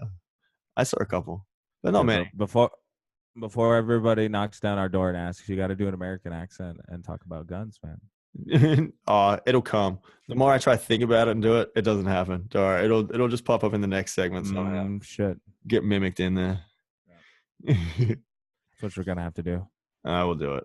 Don't worry. You'll be able to dub it over and make songs out of it. Put little bubblers after it. Oh man. I'm still obsessed with fucking kangaroos, man. I cannot believe red kangaroos are that fucking gigantic. It is ridiculous. We should just Roger, but there's several of them that are built like that. These motherfuckers are gigantic. They're 6 feet tall dog people. Let's do it. Will punch and fuck the shit out of your face. I can hear him laughing in the background. Oh my god. It's fucking crazy. I cannot believe this is a real thing. Yeah. Just smashing shit. I didn't believe it. Gigantic. My friend Tim showed me this. And I was like, bullshit, that is Photoshopped the fuck. It was just like one photo. Here we go. Yeah. And I was like, not a fucking chance, mate. Look at this. He's a fuck. Look at him. Look at him with the bin. Don't fuck around in Australia, okay? Just. Oh, that is gold. These guys, look, he's like, bitch, I will crush you. Getting his pump on. I think he feels. I just think he feels like that human is like a walking stuffed animal because he's already got a stuffed animal and he loves the stuffed animal, and that's why he doesn't really fuck up that human. I'm guaranteed. Look at the biceps, and he's got that motherfucker has veins on his arms. Here we go, the soft side of Roger. With these little. Oh my god! Look at he's so little, and then he started doing Annabelle. And then I still don't really understand how he got like that because I've never seen a kangaroo like that. We have gray kangaroo where I'm from. Just look up regular. Don't look up Roger the kangaroo. Just look up male red kangaroo. Let's see. I've seen a couple of them because maybe they're not all built like Roger. Yeah, no, most of them aren't. Most of them are that tall, and like even see. So for instance, like this photo. See, that's more like what they look like as how tall and body size and all that. You can see it's kind of got some shoulders on it, but it's not like it's nothing crazy. It's not built. Yeah, it's like not built like a brick shit house. It doesn't look like fucking David Batista. Oh yeah. Roger, that motherfucker trainer is giving him fucking steroids. He's yoked. He's fucking huge. Like, what the fuck? Give me some. Oh, man. If he has tiny nuts, we know he's on steroids. Yeah, that's very true. All right, there you go. There's your other reds. You know? So look at these two motherfuckers. That's just a right. What are you talking about, mate? No. Go back. You fucking look at me, mate. I'll fucking bash you. Did you say something to Shazza down there at the lake while you were getting a drink, mate? I'll fucking smash you. Mate, do you really want to get into this over some fucking Sheila? I was waiting for that. That was good. What else we got? Nah, see? No, go back. Look at there's a suave ass looking motherfucker. Look at the dude sitting on his elbow right here. Look at him. Look at that motherfucker right here sitting on this. No, go back. He's even cooler than this motherfucker. Oh, you got the Right, circle tool right there. here. Oh, do I? How do I Yeah, do yeah. that shit? Go at the top. You've got like in your like section where you've got like record, View share, options. annotate. Uh-huh. Yeah, push annotate, and you'll get. I think you get the whole bar of shit. Where do you see annotate? So it's Sorry, maybe people, I'm retarded. No, it's all right. It's because we have different screens because I'm the one that started it. So there'll be like a little pen. Is there a little pen logo in your like toolbar? Nah, I don't. I got no pens. Is it up top or bottom? I put mine up top, but it's probably on the bottom for you. I can't grab mine and move that shit or nothing. Even is there a more section? Anyway. Here, I got view options. I got original size, hide video panel, annotate. Oh, boom, I got it. Oh, you're so smart. All right. Okay, so now all I gotta do is select. But this is exciting, people. You don't have any fucking idea. For all the people who are listening, we've been talking about this gigantic fucking kangaroo, and now we have moved on to looking at other kangaroos, and now there's some suave ass kangaroos just kind of chilling out. It looks like they're taking headshots for Hollywood. We were talking about making t-shirts while I was over in the States of Roger, and then the other ones popped up of Australian Lives Matter. So I think this is just going to be an all-in-one. Mm-hmm. We'll just find some suave ass kangaroo. Aussie Lives Matter. Australian Lives Matter. Aussie Lives Matter. There you go. All right, you ready, Sam? Look at this sexy motherfucker right here.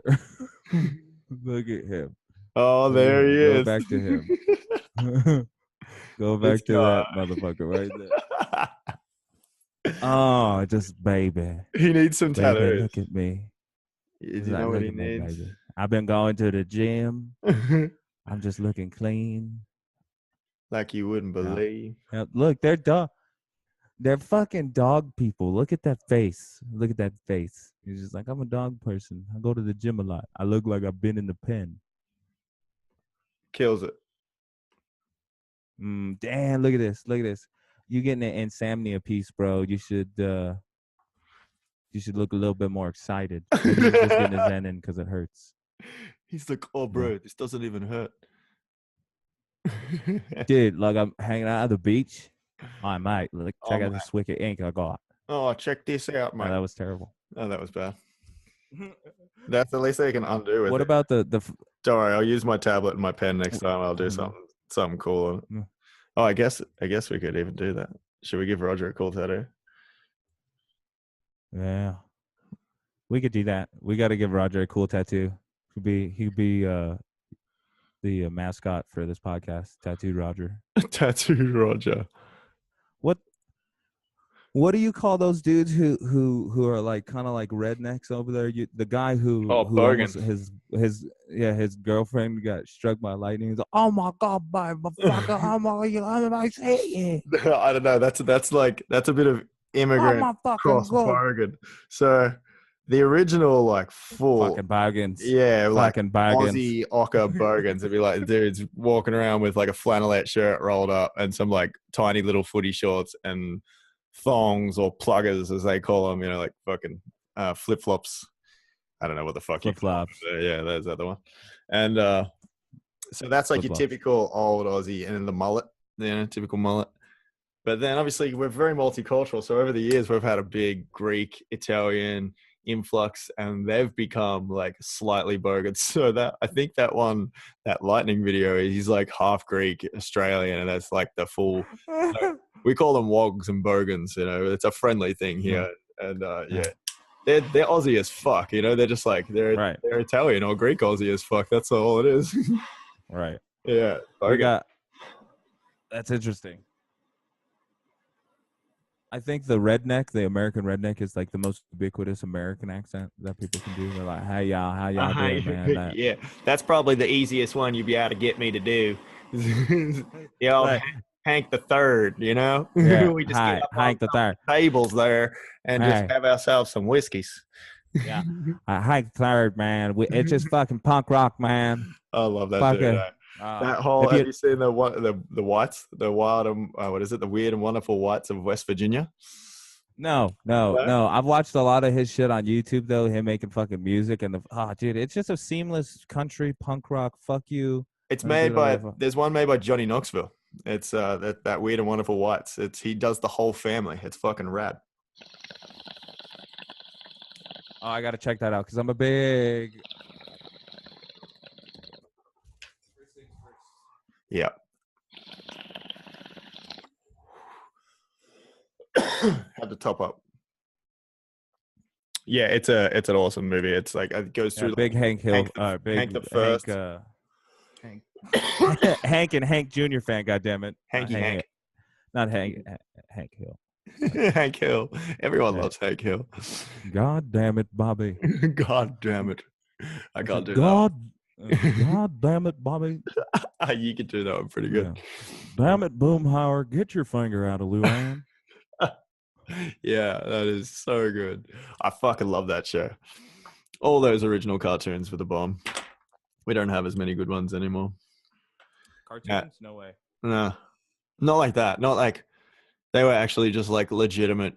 Like kids can still watch that shit. Rick and Morty. No one can watch good cartoons anymore. Good cartoons are for adults now.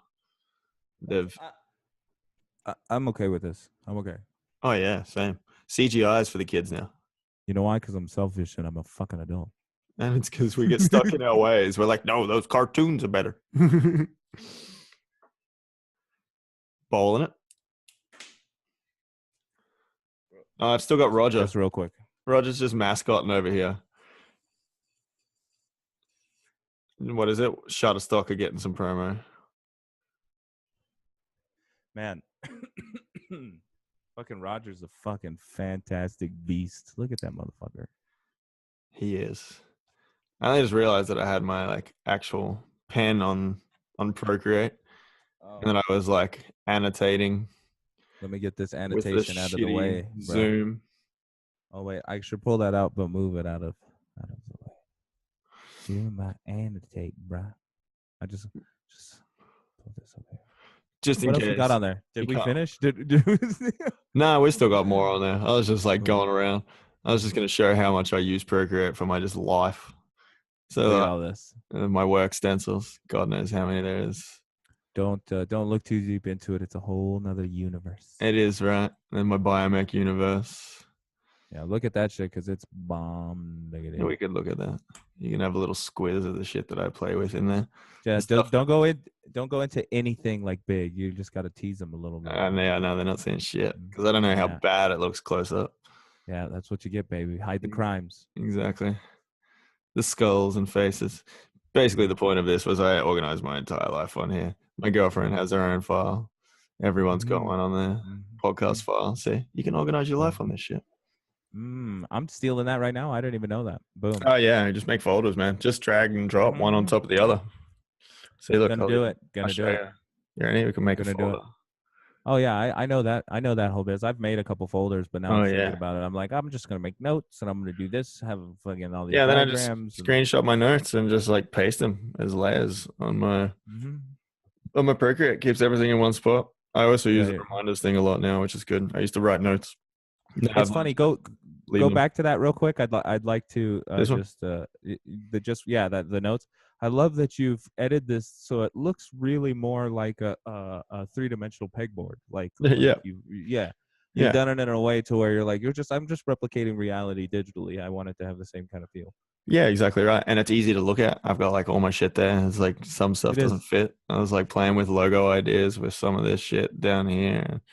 You know, I like that one. So I was in there. Yeah, exactly right. Procreate, again, not a sponsor, but we fucking love your program. We do. It's the shit. Well, I promote it every day pretty much anyway. So what's the difference of doing that on here? It literally, it's not going to make you amazing. It just translates all the shit you do into one spot. there's a lot of people out there that love it for certain things, but still grew up with Photoshop and Wacom and stuff like that, or just scissors and tape, whatever. Yeah. Yeah. You want to give them a little logo love? Let them check out the logo. Oh, snap. We can do that. Little logo love. And then we can do some the social media pages. We're going all of them, right? Facebook, Yeah. Twitter. Go check us out, man. Do Go it. hit us up. Do it. It's interesting. That's what it is. That's all we want to be. We're not necessarily going to be right all the time because we can't be, but it's going to be interesting, hopefully. Hopefully. Yeah. People chew in and out. That happens. Do whatever the fuck you want to do because you're a human being and an adult. That's if you're kind a child, of the gist of this, right? Yeah. If you're a child, I don't know what you should do. That's why I'm not a parent. No, me neither. That's one thing we have in common. It's not something I have to worry about. I look after myself and 2 massive fuck off dogs that are like the size of 8-year-old children anyway. So that's enough responsibility for me. And somewhat much more pleasant. Much more pleasant. I like that. No, I don't know. If we're comparing with the dogs, children listen sometimes. Dogs choose. I don't know. No, let's not get into that either. I don't know. I don't want to comment because I don't have them. Smart. Exactly. Very, very, very, very, very smart. No, I got there. I was nearly gonna, and I was like, no, don't do that to yourself, you idiot. Very good. I don't know where we got up to. Where else we get to? Oh, supplier reviews. The rant. Oh no, I skipped one. The rants. Well, the rants are just going to be majority of this whole thing, right? Well, I think it's I think a rant is probably a good descriptor for the entire show. Yeah, it's more the sort of like grinds my gears section that we can give to someone every now and then. Yeah. I mean, those will flow out of us organically. We want you to hear the influence of the people that you actually want to listen to. Give us some suggestions for what tattooers you want to see on this bitch. Exactly. Yeah, I've got a big ass list. I've compiled that I need to start emailing, or half people don't even have emails anymore. It's just like, all right, I got to like DM this one on Insta. I need to find. I have to create a fucking Facebook account just so I can get to some people. It's not easy these days. I understand. I do email and Instagram. That's about it, and that inundates my life quite badly. Quite heavily, yeah. That's pretty much my main focus: email, Instagram. That's I don't really fuck around Facebook really too much anymore. I do, I just do a feed to where like it just gets whatever my Instagram does, but I really don't pay very much attention to it. I think it's a little bit of a dead platform. Which one? Facebook. Facebook. It's a very social platform. It's like lost its as much business potential, I think. Buzz. All the ads and all the just like, look at this person's shit and whatever. It's kind of lost that. Whereas the use of like, I used to use them because it's free advertising. It's like this profile where I can put my shit up for free. People can see it. And I think people need to like take advantage of that. Don't worry about fucking selling out or, just because you don't want to be in this social media world. You're not really. You just got a page in it. And especially for tattooing, like you don't have to put selfies and that bullshit. It's literally free advertising. So yeah, absolutely. I mean, you can include yourself personally as much as you want. It's social media, not personal media. And I think people don't get that distinctions. Ooh, put that shit on a t-shirt, bitch. Teach the children that shit. Yeah, I've never heard that. Boom, right there, copyright. Yeah, fuck you guys. Don't steal our shit. Nah, if you do, I don't really care. Yeah, who cares? Just remember it. Did you sent me these pages? I did somewhere, yeah. Do you know where? Probably. It's fine. It would have been Instagram, and it would have been through the Tattoo Mind page, I believe. Baller.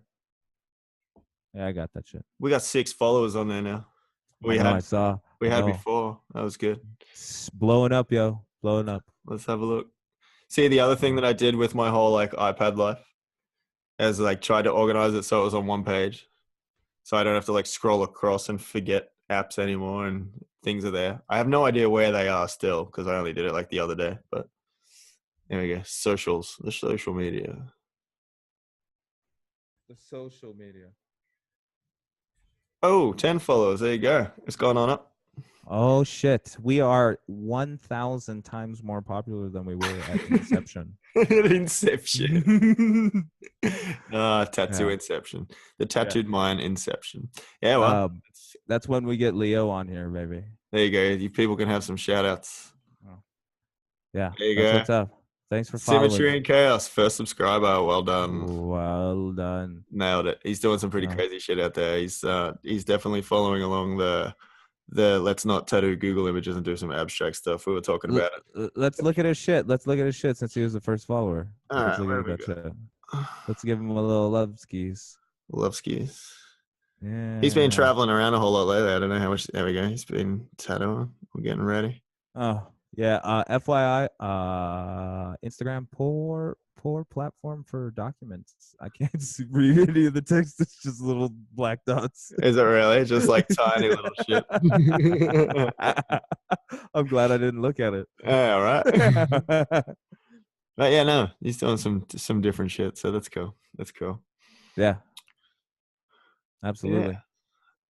Get some shit. What else we got? We got back on the socials. We got I guess if we're doing all the social media pages, the Twitter pages. This will be my first encounter with Twitter ever. Oh, for real? I've been on it look, see, I got 14 followers. I've not been on it for long.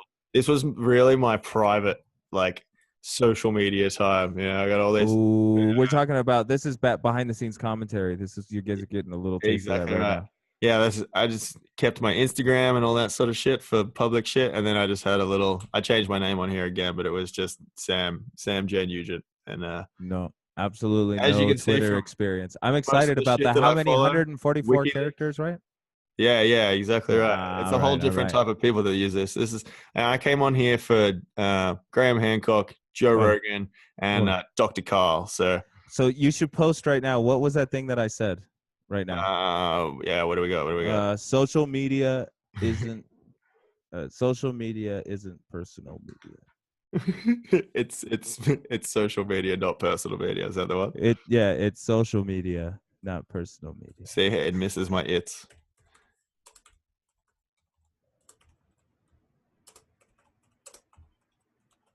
Not personal media. Got it. Yeah. Don't take nothing personal, nobody. Tweeted. Kaboom. How fancy is all this shit? So easy with an iMac and what do you call it? MacBook and an iPad. We could have never done this shit. Oh, 5 years ago? No way. 10 years ago? Definitely not a chance in fucking hell. Imagine 5 years ago, we'd have bought 2 fucking HD handy cams and plugged some shit into a box and some mics and pop shields and... Get the fuck out of here. I just wouldn't want to pay for the data to talk to a motherfucker from Australia. Is that true? Bad. Yeah. If it was 5-10 years ago, fuck that. Now it's all pretty much, all right, everybody gets unlimited data and you have a cap here. Here you go. Boom. Yeah, we're getting to that, but they're going to have to stop paying us to use the internet eventually, right? Paying us. Yeah, they got to pay us. Mm-hmm. It's gotten pretty cheap here. Even my phone plan and all that sort of shit has gotten cheap as fuck. I don't even bother with plans anymore. It's just prepaid. They're getting trying to fucking compete so bad that I don't need to. They just give me massive amounts of data for nothing. And that's all I want. I don't want to talk to people anymore. No one wants to talk to people on phones anymore. This one's real kind of green. But clear. Ooh, that is nice. very. It's I'm nice. kind of deciding. I pet myself up with the indica before. And I'm not really sure what I'm going to rock now. There's some Superman OG. Do it. Superman OG. Or some Monster cookies. Oh, that's even better. Monster cookie. Monster. What kind of weed? You want to smoke a joint? Yeah. Oh, you want to roll a joint? Yeah. Hey, Justin, I fucking love you. I do too now, Justin. Sam said he loves you too. I love you too, Sam. Oh, thanks, Justin. Say what's up. Hey, what's up? Welcome. See, there's so much love on this show already. So what's going on? So it's the flavor. That's the flavor of Denver, though, don't you think? Yeah, definitely. Even the homeless people there were like so wanting to love. Love. I said love to Justin. Yeah. In an arrogant way, I guess. Nah. If that's how you like to love, but at least it's love. Yeah, whatever's your jam. There's too many people here, but according to the natives, and I believe it. I've heard. I did hear that from a fair few of the natives. Yeah, too many people from Texas. So say sorry, Texas, and take your people back and legalize marijuana so we can stay fucking put and have our guns and do all the shit that we want to do. And who else is here? Yeah, the people from California, go back to your own state because it's legal now. Yeah, there's just less pesticides. Yeah, do that. Show them the torch. Give them the torch business.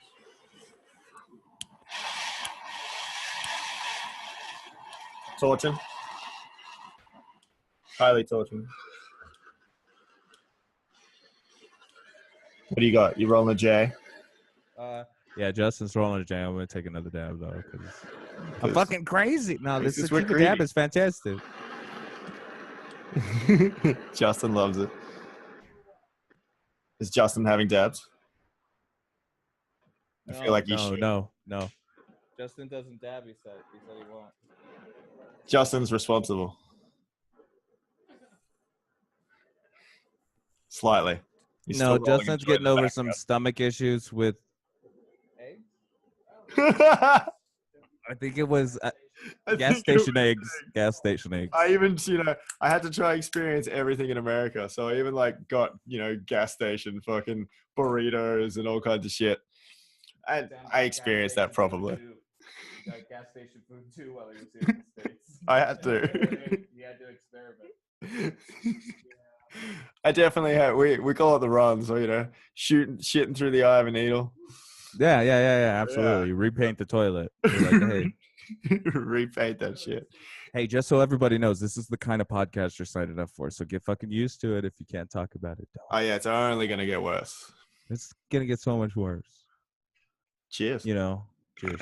Oh, I already smoked drugs. I did it without you. I'm sorry. I got to do it again. I got a couple of hits of this.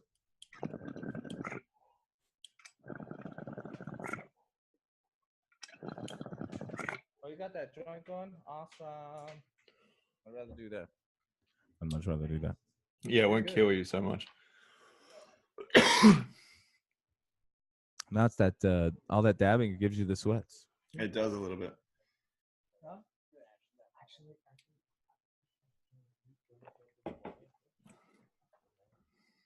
That quick drank. Justin said he's like my Vanna White. We said we needed one. Hey. What other socials? I did Facebook too. Facebook's always been my most hated. We don't even need it. Oh, it's going to go to my page, see? Don't need that. Don't do that. Don't know. Well, it's the same. You can all go find it if you want, but you'll never fucking talk to me on there. Yeah. I used to. Don't do. The last thing I used to do was like people's comments. That's it. I'm not gonna sit there and nah. We have no time for that. People don't understand sometimes. Agreed. No, this is the only chit chat I get once a week. Unless you're getting tattooed by me, then you get my whole brain. No, then you won't shut me the fuck up, and you'll wish you hadn't asked me about aliens or history or conspiracies or something fucked up. Oh, you guys have no idea. This is just scratching the surface. We haven't talked about fucking Snowball Earth yet. We haven't. No. We haven't talked about shit. We haven't talked about anything. Oh, no. God, don't. I'd just throw some words in there that'll spark some people's interest. Yeah. I get all my clients come and ask me, so what do you think about this one? That's why Flat Earth kept coming up for ages. I had to put that one to rest for a while because that was just, it's fucked. Let's not even go there. And then conspiracies, I love them. Any conspiracy ever. I'm pretty down. He's like, that works. Oh, man. I just have ashes all in my fucking lap. Oh. He's like, that's an old truck driving trick. I just couldn't make it to an ashtray. That's all right. Just get it wherever you need. So we did rants. rants, Yeah, we sure did rants. and then Hey, Justin, what's a good rant about tattooing nowadays that you could give a topic for? We don't have to go that deep into it. top of your mind. Yeah, just top of your mind.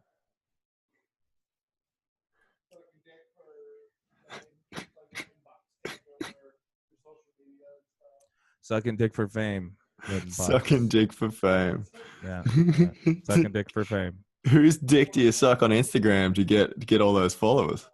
I think you pay for them. Yeah, I think so. Just like dick.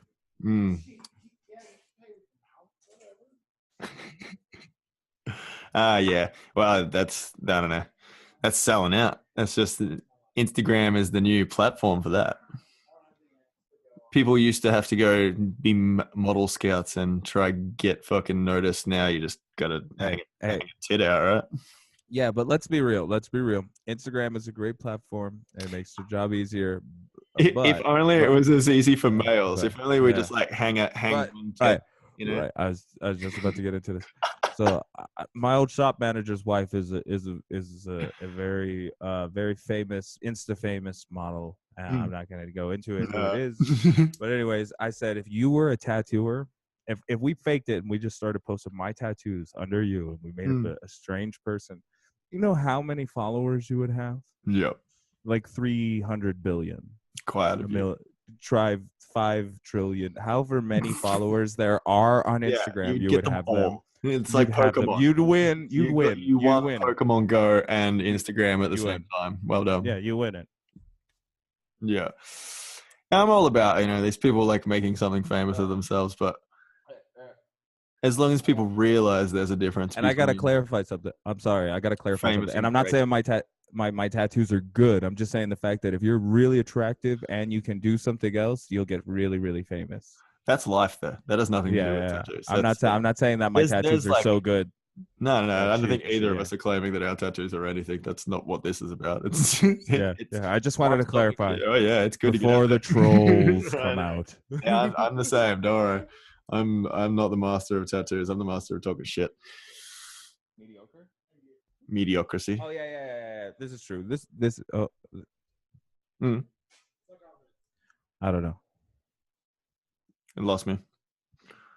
Oh, what happened? What did I do? No, not lost me. Like lost me in. I have no idea what the fuck you're talking about. Oh, can you still? Oh, well, I don't know. Don't worry. I'm sorry. I was lost. Justin was talking to me for a second, and I got caught up in what he was saying. Very high. That's fun. And I love Denver. Yeah, say that. Oh yeah, it was. I wish I had got more time there in the end. I was like, did my day, 24 hours I got there, but I wish I had got my 48 hours that I originally planned, because 2 days there would have been amazing. I got so high in one, the second would have been better. Next time I go back, I'm going there for like a week or more. Oh yeah. Hey, you want to talk about some inspiration for why we're even doing this real quick, so people know why this even comes here? What was the first thing? I think we got to give it up to the big man Joe Rogan for inspiring me to be like, I could fucking make a podcast. This dude's hilarious. Definitely. And I want to try to be hilarious, and he made it so easy. I think that's a big thing. Smoking the weed helped. I think that smoking the weed. Well. Yeah. And then just thinking about like all the shit that's going on, where there's a very close lens on the world of tattooing through the media, and some of the bullshit that gets spread from there. And I just wanted, I think it's like interesting, like, hey, let's shed just like an honest light and just be ourselves, put something out there and see what the fuck people say. Yeah, absolutely. Yeah. I see it as this like opportunity at the moment. To the market is still reasonably fresh in this sort of thing. That there's not many tattoo podcasts and all these platforms, social platforms, Instagram and stuff like that. I've wanted to, spread some stuff out there, but they are what they are. Instagram is pictures, Facebook is, talking shit and videos, and YouTube is videos and blah, blah, blah. But now there is something that we can kind of encapsulate all of this, and it's just right time, right moment. And, if we can help some people or share some shit or just something interesting to listen to, then why the fuck not? Yeah. Yeah. You know what I use Facebook for? I Yeah. find interesting videos of people fighting Yeah. because I'm a fucking sadist, World I guess, star. and I want to watch that. Yeah, dude. And I just in the morning, if I catch up on a couple of those, just because I turn it on and it's a fucking trap. That fucking thing, I hate it. It's a leash. Yeah. It's a problem. I It's an just like sit at addiction. the The back and fucking have my phone. cigarette in the morning, and I've got like tattoo. I got Benny on one side of me, and I got like, I don't know, whatever. There's enough people in my shop that just show me all the shit on Facebook that I feel like I'm on there. Why you got to say that word? Why you got to say that cigarette word? Oh, I know, huh? I'm even like, I'm staring at my little room inside, and I'm like, oh, there is a window. I could just crack it. Don't you fucking dare! Don't you fucking dare! No, How it's my dare you? rules. It's my rules. No, I was like, I don't you smoke weed in the dare! house, but no cigarettes. Yeah, don't do it. Don't do it. No, Because because then then my I'm gonna be girlfriend like, gets I another can't be here. I can't watch you one. smoke I have to cigarettes go. and talk to you. I'm sorry, I'll have to leave. Yeah, no.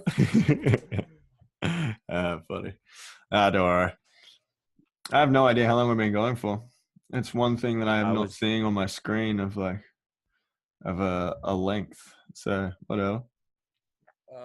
When did we start? That's probably That an I also important have thing no to know. idea. It doesn't matter. Yeah. I don't care if this thing's 20 minutes or 40 minutes or 2 hours and 40 minutes. Let's see. Yeah, no, that's not the point. Exactly. That's not the point. No, nothing like that. So it's like 3:30 where you're at right now, right? Yep, correct. We're getting this time thing sorted, huh? Yeah, it's 11:30 where I'm at. Yep. Yeah, I thought so. In the evening. The end of that last night was the best. I can't wait to play you that. And that kind of comes into our next one, the digital era, coming into the new age and learning how to use all this shit. Yeah. Wakeham's. I went through Wakeham's early. Yeah. Yeah, so did I. I had the not the Cintiq, not the glass screen or the screen one, but the other one. I just had the cheap bamboo. That. You had the bamboo. I started off with that one. Got that as a gift. Yeah. And then I got up to another one, which was the Intuos Pro. Yep, I remember that one. And it was. Yeah, I got that one second, I think. Yeah, it was good. It was good, but the game changer was getting the Note, Samsung Note, and getting the pen, and then realizing, holy shit! And then Apple was like, "Okay, Samsung, do your thing," and then we're just gonna do it way better. Yeah, I know. They just waited for them to fuck up. And Windows, as always, is always just the fucking nerdy kid in the corner who's like, "Oh, we can do that with the trend." Yeah, yeah. I forget them if you're fucking trying to draw shit, but. Yeah, you're exactly spot on with the Samsung. That Note 10.1 was the game changer with the stylus and the size of the screen. Hey, and have you seen now that like still got it? iPad have even gone from a 12.9 to now the newest one that's come out is a 10.5. So they're pretty much just gone to a Samsung 10.1. In-betweener. Yeah, exactly. Yeah. I mean, I gotta eat some pistachios right now. I gotta munch them up. Go for it, bro. I wouldn't if I had some here. Why not? I ate a big old chicken and chips and gravy sandwich before we started. I probably still have some gravy in my mustache. Oh, yeah. That'll get the fat girls going. Sam's taken. Yeah. Bitches back off. Yeah, I'm gone. She would like to put this ring on this finger, but it's not quite there yet. Not there. It's got to ripen. If you eat it, it'll be sour. No, I made the rules. I was like, we're not getting married in this country, so now I have to stick by my rules. Now I gotta go somewhere else. It just got more. No, it's still not more expensive. Man, weddings here, people pay like $50,000 to $100,000. Who the fuck would do that? You can get two people halfway across the world for 20 and do something sick. Why do you think we went with dollar? Both our countries. You know, I don't know. Was it like a big fuck you? Yeah, it must be. Because when did you get the dollar? You must have got the dollar when you had when you had independence, right? I think it's when we were like, "Fuck you, Dad. Yeah, get the fuck off of us." I think it took us a lot longer. We're making our own money. We waited for Dad to die, and we were like, "Fuck you, Mom." Yeah, I like that we spilled some tea. And we were like, "Fuck you." Yeah. All right, we're gonna write you some letters. I love that. Yeah, but I fucking George Washington. How's I that as know a that fuck he. you to an English person though? We're just gonna put all your Yeah, tea in the ocean. yeah. Fuck your tea. Fuck your tea, you lama bastards. Yeah. All our convicts were just as happy. Mhm. You know, you guys kind of lucked out though. You're like, oh fuck these fucking. Like, okay, what?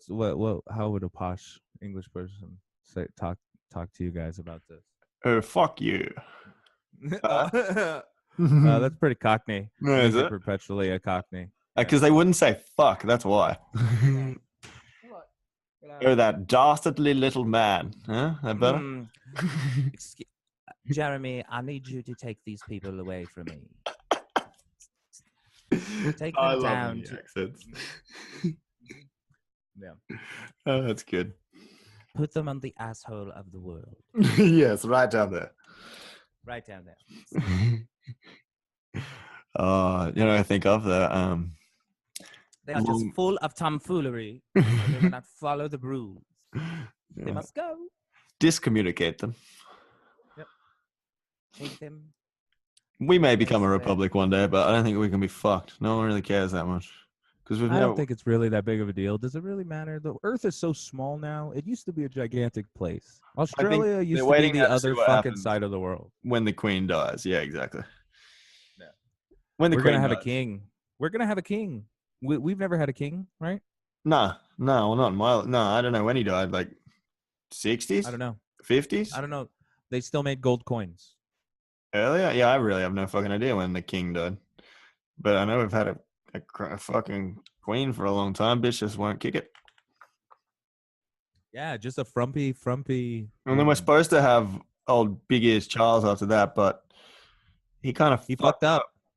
So you don't fuck with they're not letting Camille. you. No, Like, how are you gonna do that? You'd be like, my wife's dead. I'm gonna. Hey, you know we've been fucking for like 13 years, anyways, Camille. Can we just like? You want to get married or what? Can we make this Facebook official? My mom fucking hates you, and I love it. And I love it. Oh, that's good. I'm out for a sec. Do it. Do your thing. Smoke your drugs.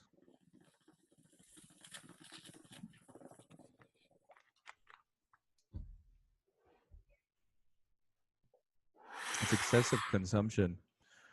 I think there should be clear that it would be stereotypic of people to think that all tattoo artists smoke weed. No, hell no. This is my products like me and Sam do. Yeah. It's unique. You're select out of the hundreds, if not 1,000 people I've met over my life. Then you be one of 10 that I could probably rattle off the top of my head that can smoke as much marijuana as me. Yeah, but I just don't want people to put us in a box and be like, oh, all tattooers are like this. Oh hell no! I'm a degenerate. I'm sorry. Same. It's just some of us can talk, some of us can't. It seems to be the ones that can chill out their brain with something can talk. No, it's the fact that we've been trying to get ourselves out of trouble forever that we learned how to talk. No, I needed it for my brain to talk like this. Yeah. Some people. Yeah. No. Understand all that. Yeah, absolutely with the weed stuff. I just ADD, man. I fucking had Ritalin when I was young and shit. Yeah, I never got diagnosed with that one. I was pretty sure I had something like it. Everyone in my fucking school had it, but I didn't believe in it. Nah, doctors gave that shit out like Pez. Yeah. Like, oh, your kid's not paying attention. Give it fucking Ritalin. Yeah, we used to steal. Just a little bit weird. Yeah, same. Oh, it's peppy. It's peppy. Peppy Le Pew. Not that'll make you rapey. It won't make you rapey because that motherfucker was a rapist. Pepe Le Pew, he was a bit, wasn't he? That poor fucking cat. Pepe Le Pew is a fucking rapist. The whole the Looney Tunes had it going on. The like serial killer coyote and it was all good. I love that shit. You watch it, the coyote, and you're like, no wonder we're a fucking violent generation. You just watch that shit bash fuck out of each other. Absolutely. And then the other thing that I think, like, at least for my personal influence, was fucking Jim Henson. The Dark Crystal played a big role in my childhood. And then what was the other one? And Dr. Seuss. Oh yeah, Just their visuals and the Muppets and all that shit that like really crafted a loved all lot of that my shit. childhood. Yeah, Yeah, it was the first encounter with genocide that I ever had as a child. Was the Dark Crystal. Genocide, good old cartoon Yeah, genocide. Yeah, yeah. and puppet genocide. That Yeah, and the Lord of the Rings, fucking by I forget his name. Ralph Bakshi. oh, That yeah. shit is fucking crazy. Yeah, I'm trying to think ones and popping in my mind now, but most of that sort of same stuff was all a fair influence on me. Real cartoons and puppet shit. Man, I loved like fucking Transformers and He-Man and what else was there? Oh, dude, She-Ra and He-Man, fucking, I love that shit. Yeah, I still to me, like hand drawn cartoon cells will kill it over anything. It's like the original Simpsons, like the first however many seasons and shit like that. It's like you can see the craft in something that's been handmade there's a difference now. You see the little holidays, I find we those little settle areas now. that they change, Mm-hmm. like because it's hand painted, so you see the way the paint moves, and maybe an area where they really quickly they didn't get that little area. It's pretty interesting to look at old cartoons, especially if you can get your hands on cell stills. They sell them at like a lot of comic book events. Yeah. Like I have a Ralph Bakshi hand painted acrylic still, or no, it's like a lacquer oil paint still, or however they do that, but it's just a piece of acetate, like a clear piece of plastic. It's crazy. Yeah, we have a gallery down here in Melbourne that sells a lot of Alex Ross paintings, and then they have a lot of cells from all different stuff. Awesome. Yeah, that was my introduction into the world of comics. I wasn't much of a comic head before that. I'm not a gamer. I'm not really a comic head. I'm not really much of a movie buff unless it's something like right up my alley, like sci-fi alien sort of shit. And like, what about Blade Runner? You like Blade Runner? I like the old school, the old school concepts of stuff. I've like gone back on a lot of movies. I just avoided them for years and years. I didn't see the hype, and I sort of read into movies too much. My brain goes a bit too crazy. But now I've learned to just take them for what they are, entertainment in certain ways. And same deal with now. Just trying to like, I've really got into all the Marvel stuff. So now I like looking into more comics because I love that.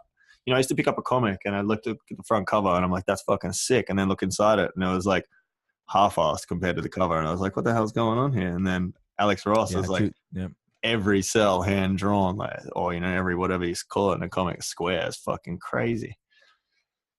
But now I've found a lot more. Now I've read some comics is the difference. So like learning to read a comic is like plays like a movie rather than trying to read a book. Because I love to read. Instead of just looking at the pretty pictures. Yeah, well, it's a bit of both. You kind of have to you get stuck in the pattern of looking at pictures, and then you've got to deconstruct and read at the same time. Whereas a movie plays all the way through. But I find when I read now, like even reading that Alchemist is, because before that I'd not read much like fictional stories. I just read just straight up fucking whatever. History and stuff like that. So yeah, absolutely same. Some fictional stuff. Yeah, a little bit of weird shit. Like H.P. Lovecraft is one of my favorites, and we touched on that a little bit. It's one I haven't read too much. Yeah, it's creepy, man. I love it. It's fucking creepy. It's right up your fucking alley. You want to make scary, creepy shit. Fucking awesome. I went and looked for it when I got back from the States after we were talking about it, and I've given it to someone. I know who I've given it to now, and I've like got to fucking go get it back. My big fat H.P. Lovecraft book. So I will. I'll get that back. It's a tough read. Do you know what would be good for that? Audible or one of those. Audible, definitely. Because that's what I have for it. Yeah, Audible is great. Get someone with a creepy voice. Yeah, that'd be sick. What a great name, Necronomicon. It's good, huh? I'm gonna have to remember that shit. It's recorded now. So yeah, true. Documentation of just shit, huh? It's like, right, that was on that episode. I think in 50 episodes time, we'll be trying to find shit. It'd be like, good luck. Where's that shit at? Yeah. 50 episodes time is a year, pretty much. I know, right? Well, if we have breaks, it might be like 2. Yeah. I like the idea of seasons. Gives us a break. Yeah, it's a lot of content. Exactly right. It's a lot of digestion. I was trying to think, and I've not really looked into it because I do a lot of shit and don't look into a lot of shit and do look into a lot of other shit that I probably shouldn't. But how often does Rogan do his shows? I think it's a few a week. Yeah, he kills it, huh? He's like smashing them out. He's up to almost 1,000 right now. I know that. Yeah, I just saw that too. Did you just see the I one don't with know. Maynard? Oh yeah, fucking epic, right? His wine and the fucking talk about jujitsu. I want to do jujitsu. No, You no, do no now? lie, Yeah, that's no it. lie, So I'm no doing. lie. I'm going to Well, train because with of Maynard. Anthony Bourdain and Maynard, I was like, man, I want to do jujitsu. This motherfucker has a full hip replacement. I was like, I bet you all that stretching would be great for my Who fucking has a hip shoulders. replacement? Fucking Maynard. Oh, really?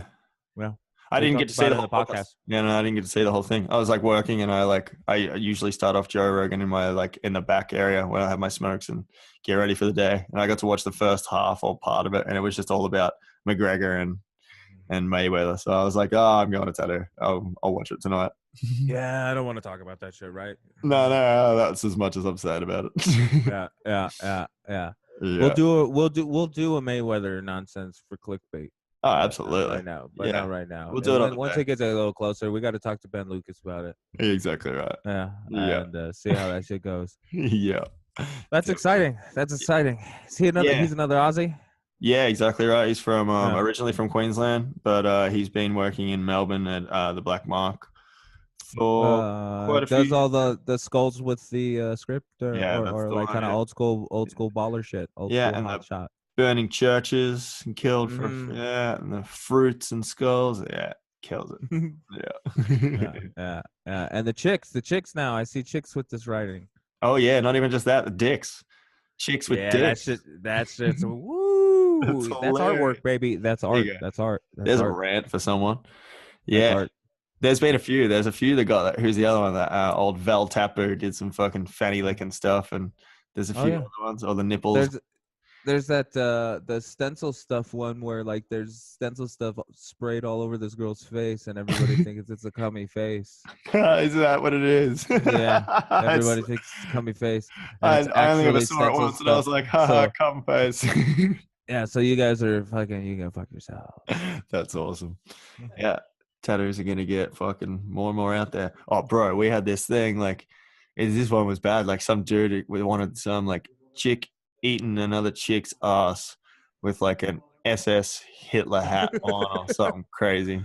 Oh man, It was fucked up. He ended up leaving the shop when the stencil was all ready to go, and he's like, "Yeah, I'll be back. Go and get some cash."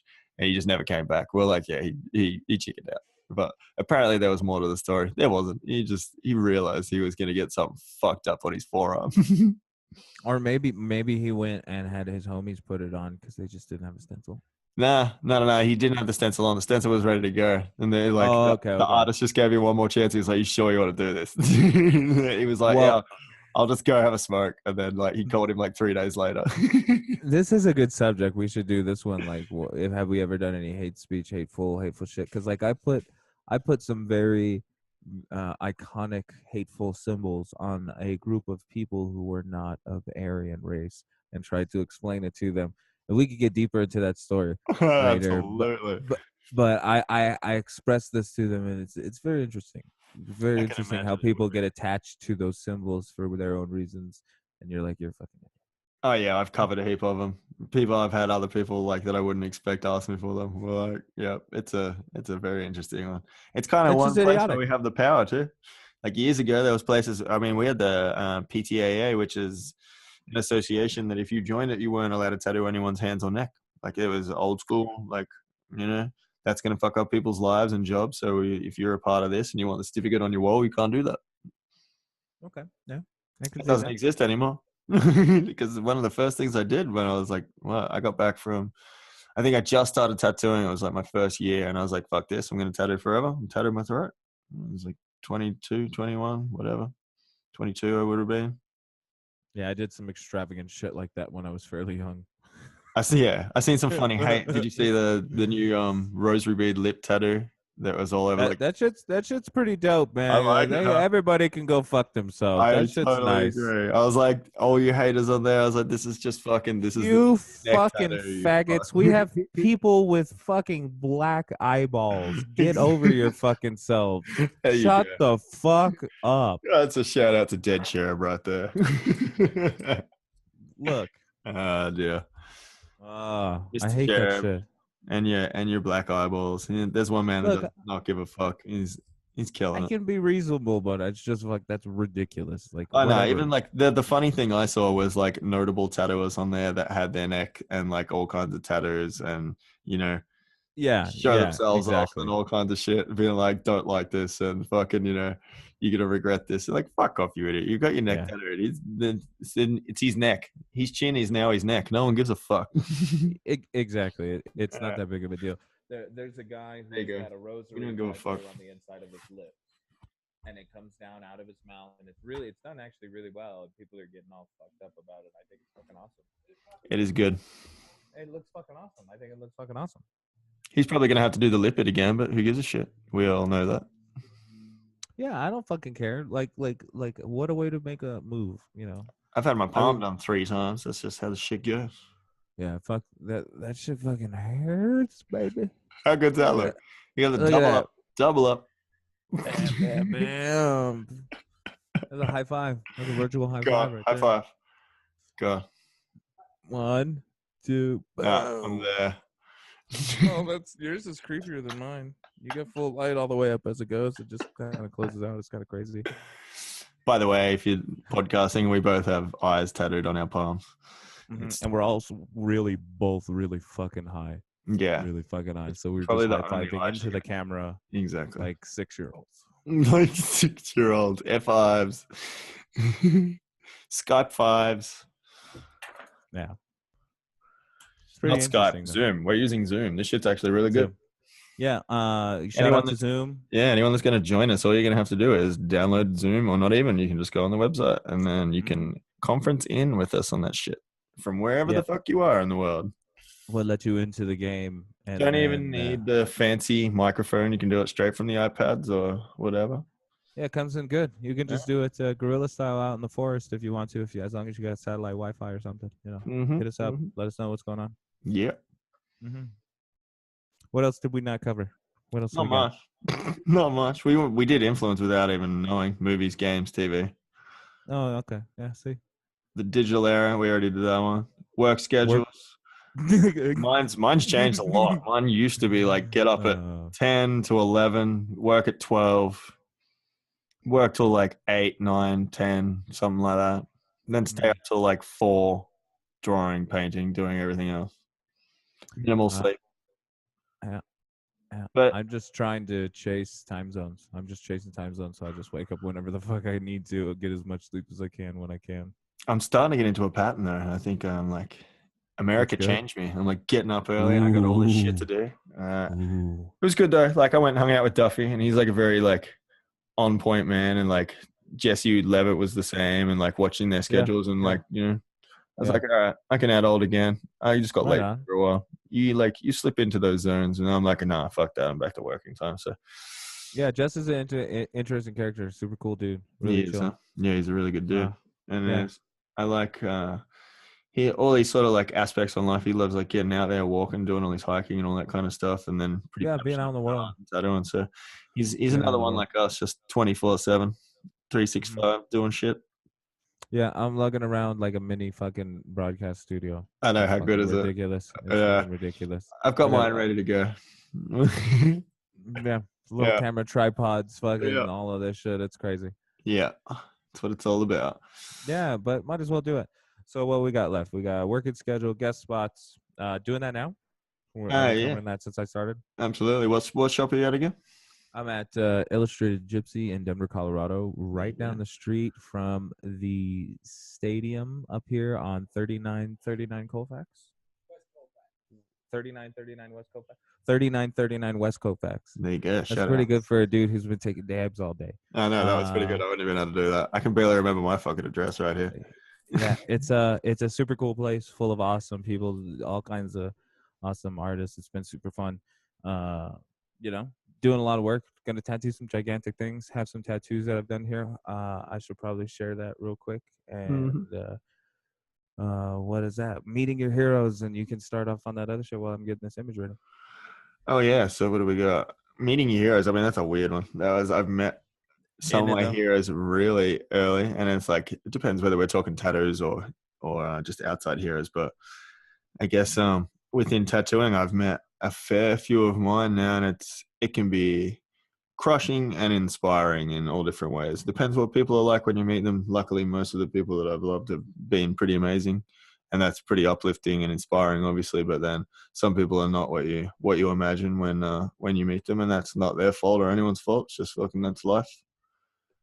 So I think this could be a quite interesting thing. That's just like we can have the opportunity to meet more of our heroes by having this on here, and then maybe even having other people like connecting them with their heroes as well. So I think that's just I think it's good to have heroes in all different ways of life. You can call them whatever you want, inspiration, like, you know, all that sort of shit, but it's all important to have. Goals is another thing that's important to have, huh? So, and then inspiration, and literally just as it says in there, and don't steal from one. We all have our favorites, but Right. at some point I think it's good to even step away from your favorites or force yourself to stop looking at Instagram accounts or stuff like that, and then develop by yourself from everything you've learned from a group of people, not just one, is a good way to start.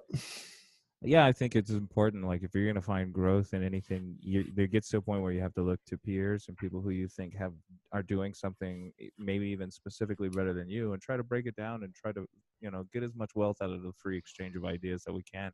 It's not like it used to be where everybody wanted to be super quiet. Yeah. And it's not like you have to learn from one person that does what you do. I think like having inspiration from many of different varied styles. I mean, I've learned from a lot of people that in all different styles of tattooing. I've learned a lot from a Japanese tattooist on how to do bio lines and, you know, all that sort of stuff, like trad tattooists of how to pack, you know, like how I pack my white and things like that. You know, and you can find so much from all different walks of art, and even not in art, you know. Watching Saltera go for his little macro photo walks through the like Swedish or where the fuck is he? Germany. Oh yeah, Sweden, yeah. Like there's his inspiration, kills it. There's a lot of people, you know, who was the other one that used to do that heaps? Ty McEwen. I keep going back to all the bio artists, but I think they're key in using reference and outside influence on all different stuff. Well, Guy was doing that a lot too. Guy was doing that a lot too. Yeah, if he couldn't find it, he would sculpt it. Yeah. Yeah, absolutely. He did that too. Yeah. Grandmaster of half of this shit, huh? Bio for sure. Yeah, absolutely. Yeah. So, I think that pretty much covers like all the stuff that we're gonna start with in our shows. I mean, in our shows, we're gonna look at maybe picking one or two of these sort of things and have an artist and like jump in sections. There's no rhyme or rhythm yet, so we'll go into what was I gonna say? Research. That's a dangerous word these days, right? That's what flat earthers do. Ooh, don't you dare! Oh no, fuck that. Don't you dare! Don't you dare talk about that. I just pulled the power out of my computer, make sure it's juiced up. I'm surprised the internet hasn't shit its pants now that I'm like trying to upload one podcast to YouTube and doing another one. Yeah, I agree. I agree. Why am I got to share this screen. What you got on there? Fluent in this. Can we both share screens at the same time? Is that something we can do? I don't know.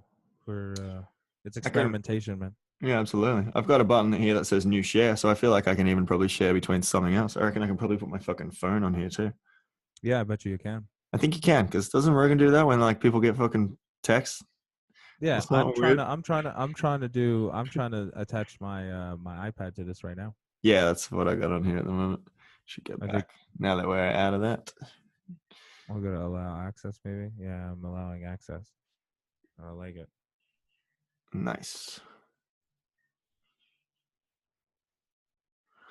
Yeah, there's a few things we can do in here. There you go. I got my Wacom set up behind me as well. Did that share? Not on my side, maybe your side. No, you didn't see anything. I'll stop my share because mine's not as important, right? Yeah, we go. Now I got it. Beautiful. Ah, there you go. That's what I did. Yeah. Awesome, man. Fun. Super fun. Very cool. Very cool. I love the old positive Jap waves. Positive and negative at the bottom. Dick waves. They're my dick favorite. waves. Hey, man, they look like dicks. I like it. There was always a certain what do you call it? Dickness. Finger waves, dick Phallic. waves, whatever you Phallic want to was the one call I it. was looking for. Like I let people know. I was like, look, you're gonna see dickish shapes in there because you're a pervert, but they're there. That's what happens. But yep, that's what it did. Woohoo! Really fun stuff. It took a long time. That's cool, man. How long did it take you? Probably about 7.5, 8 hours. Yeah. Pretty big pace. The guy's Fly, huh? maybe 5'6", 5'7", 260 pounds or something. Yeah. So that's a big thigh. That is a big thigh. That's I like don't know 11 inches pounds. top to bottom. That sounds massive to me because we know kilos. But I'm guessing, what is it, 2.2 pounds to the kilo? So Yeah, 2.2 pounds to the kilo. So he's over 300 100. yeah, absolutely. It's like 130, He's over 100. 140, 100, not 120, 130. It's big. It's big. He's a big for a short guy. I like that. Nice canvases. It's Big. not often you get as big a canvases. It's generally us. Like I tattoo more skinny little motherfuckers like me these days. Healthier. You got to remember, obesity runs rampant in the States. Oh yeah, but I don't know if I'm healthy skinny. I'm lazy. It's a different kind of skinny, man. I draw and work too much and eat not enough. Some easy skinny. Yeah, lazy. It's Easy fun. skinny. It's fun. Hey, so what's up with that piece that you did a little while ago? The one with all the lace and the nonsense. That shit was fucking awesome. Oh yeah, I thought you were talking about that one last night when I was like, oh, the bio shoulder. But yeah, I don't know. That was just I did it quite a while ago. That was healed, and then I did the flower underneath it because he had an Elvis portrait by someone else, so he just wanted to get a feel. So I just got a photo of the healed one that I already did. I think real it was nice. my phone. Thanks, bro. It's real nice. I'm surprised that you put it up on the social. Yeah. I generally put that stuff up on my story. So like I put all my bio and scary and other stuff on my like page, and then I stick with the story for all my like 9 to 5s and bread and butter tattoos that I've been doing on, like, because these are all just clients that I've had obviously for like 5-6 years, stuff like that, when I used to rock just straight portraits constantly, and now I do a bit of everything. So it just gets put in different places. And it's just social media gets the bio and all the rest of it, and then I've got my like local Melbourne clients that have been been loyal to me for a long time. So I tattoo whatever they want. They get their flowers and pretty stuff and script and whatever. We all do it. What is this for, Justin? It's a thank you card for one of my clients, public defenders. This is a thank you card for one of Justin's clients, public defenders. I thought I heard that. That's awesome. For $60. He's like, that's how you make money. That's how you do it. Yeah. These ones. Doing these ones. Fuck yeah. You talking about a $60 greeting card. You can't buy that at Hallmark. You really can't buy that. I'm saying you can't buy that at Hallmark. You got to hire somebody. You got to get an expert. They'll buy it off you for that much, and then they'll make $1 billion. I think it's baller. It is. Baller. Smart man. Yeah. Have a drink. That what? I was just having a drink. Yeah, I learned keep some water close. Did we pretty much cover the whole list? Yeah, I believe so. Wow. I wonder how long this thing is. I don't know. I'd like to know without having to actually like stop it. So how do you do that? We probably can't. Sorry, we're ignorant. We don't know how this goes. Yeah, no, that's view options. Well, I don't know. I think we should. I don't know when we started this. We'll have a dab and we'll work out if we're gonna send off. We can talk 5 more minutes worth of shit, I guess. Yeah, a little bit more unison dab work. I'll have a big old sucker of some of this like nice yellow chicken salt, as my girlfriend calls it. Oily chicken salt. It looks like bird shit. Yeah, this little guy. I'm gonna do this. What is this one? What is this? From Concentrate Supply Company. What is your shit? White Lightning CO2 extract. You want a dab? It's a Diva. It's good for you.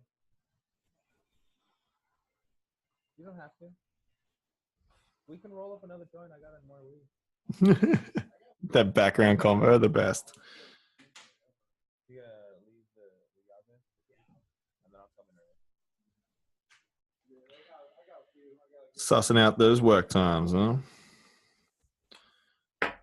Everyone be staying late at tattoo shops. That's generally how it goes.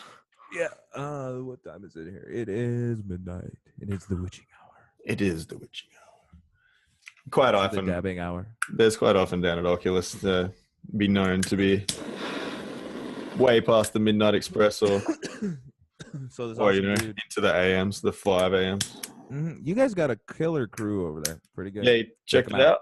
Yeah, check them out, everybody. check Oculus out Tattoo. Oculus. It's a growing and killer crew. Got a lot of styles covered now too, which is cool. And makes me want to move to Australia. yeah, There's I mean, monsters out there. we There's kind monsters out of there. expanded as much as possible at the moment. We're running. No, I'm just. no, you know what I mean. We're like It's crazy. within 12 months. Oh Benny yeah. rocked up like more than 14 artists. So. Holy shit, that's crazy. That's so many artists. And we're not even at 12 months. When is it? 12 months is October. So, yeah. Wow. And the caliber's up there, so it's awesome to see. Very awesome to see. Cool place to work. Very cool. I got my own room there, which is sick. I've been able to make it everyone. Painted all the walls black and shit. It's cool. Metal. Fucking metal. Metal as fuck. Yep. Oh, shit. Like this torch. This thing gets plugged very easy. What is that? Your little collector? This little fantastic little Pew, pew. fucking blaster. Oh, I dropped my torch. Oh, dear. Man down. Man down. Fucking man down. Yeah. I don't know. You know, one of those things. Yep. I think it's going to be pretty interesting. I want to hear what the feedback is. I want some trolls. Yeah, same. I couldn't give a fuck. Everyone seems to be pretty excited on the Instagrams and it's whatever I've been able to release so far. So hopefully the feedback's some good. content. You know, this is content now, so that's good. This is number one. It's all about what it's going to be about. So stay tuned for the cool shit. It's the artist interviews that I'm quite excited about. It's going to be fun.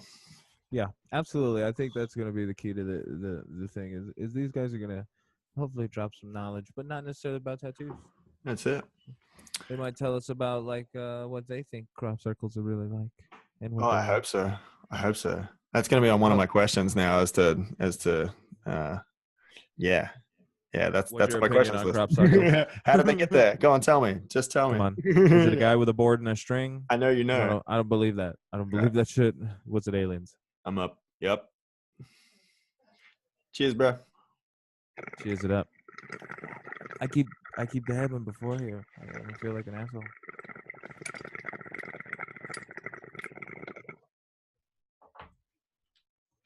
Oh, it don't matter. I know it don't. You got that nice little oil rig right there. Yeah. I like those little bucket rigs where there's a little bucket on there.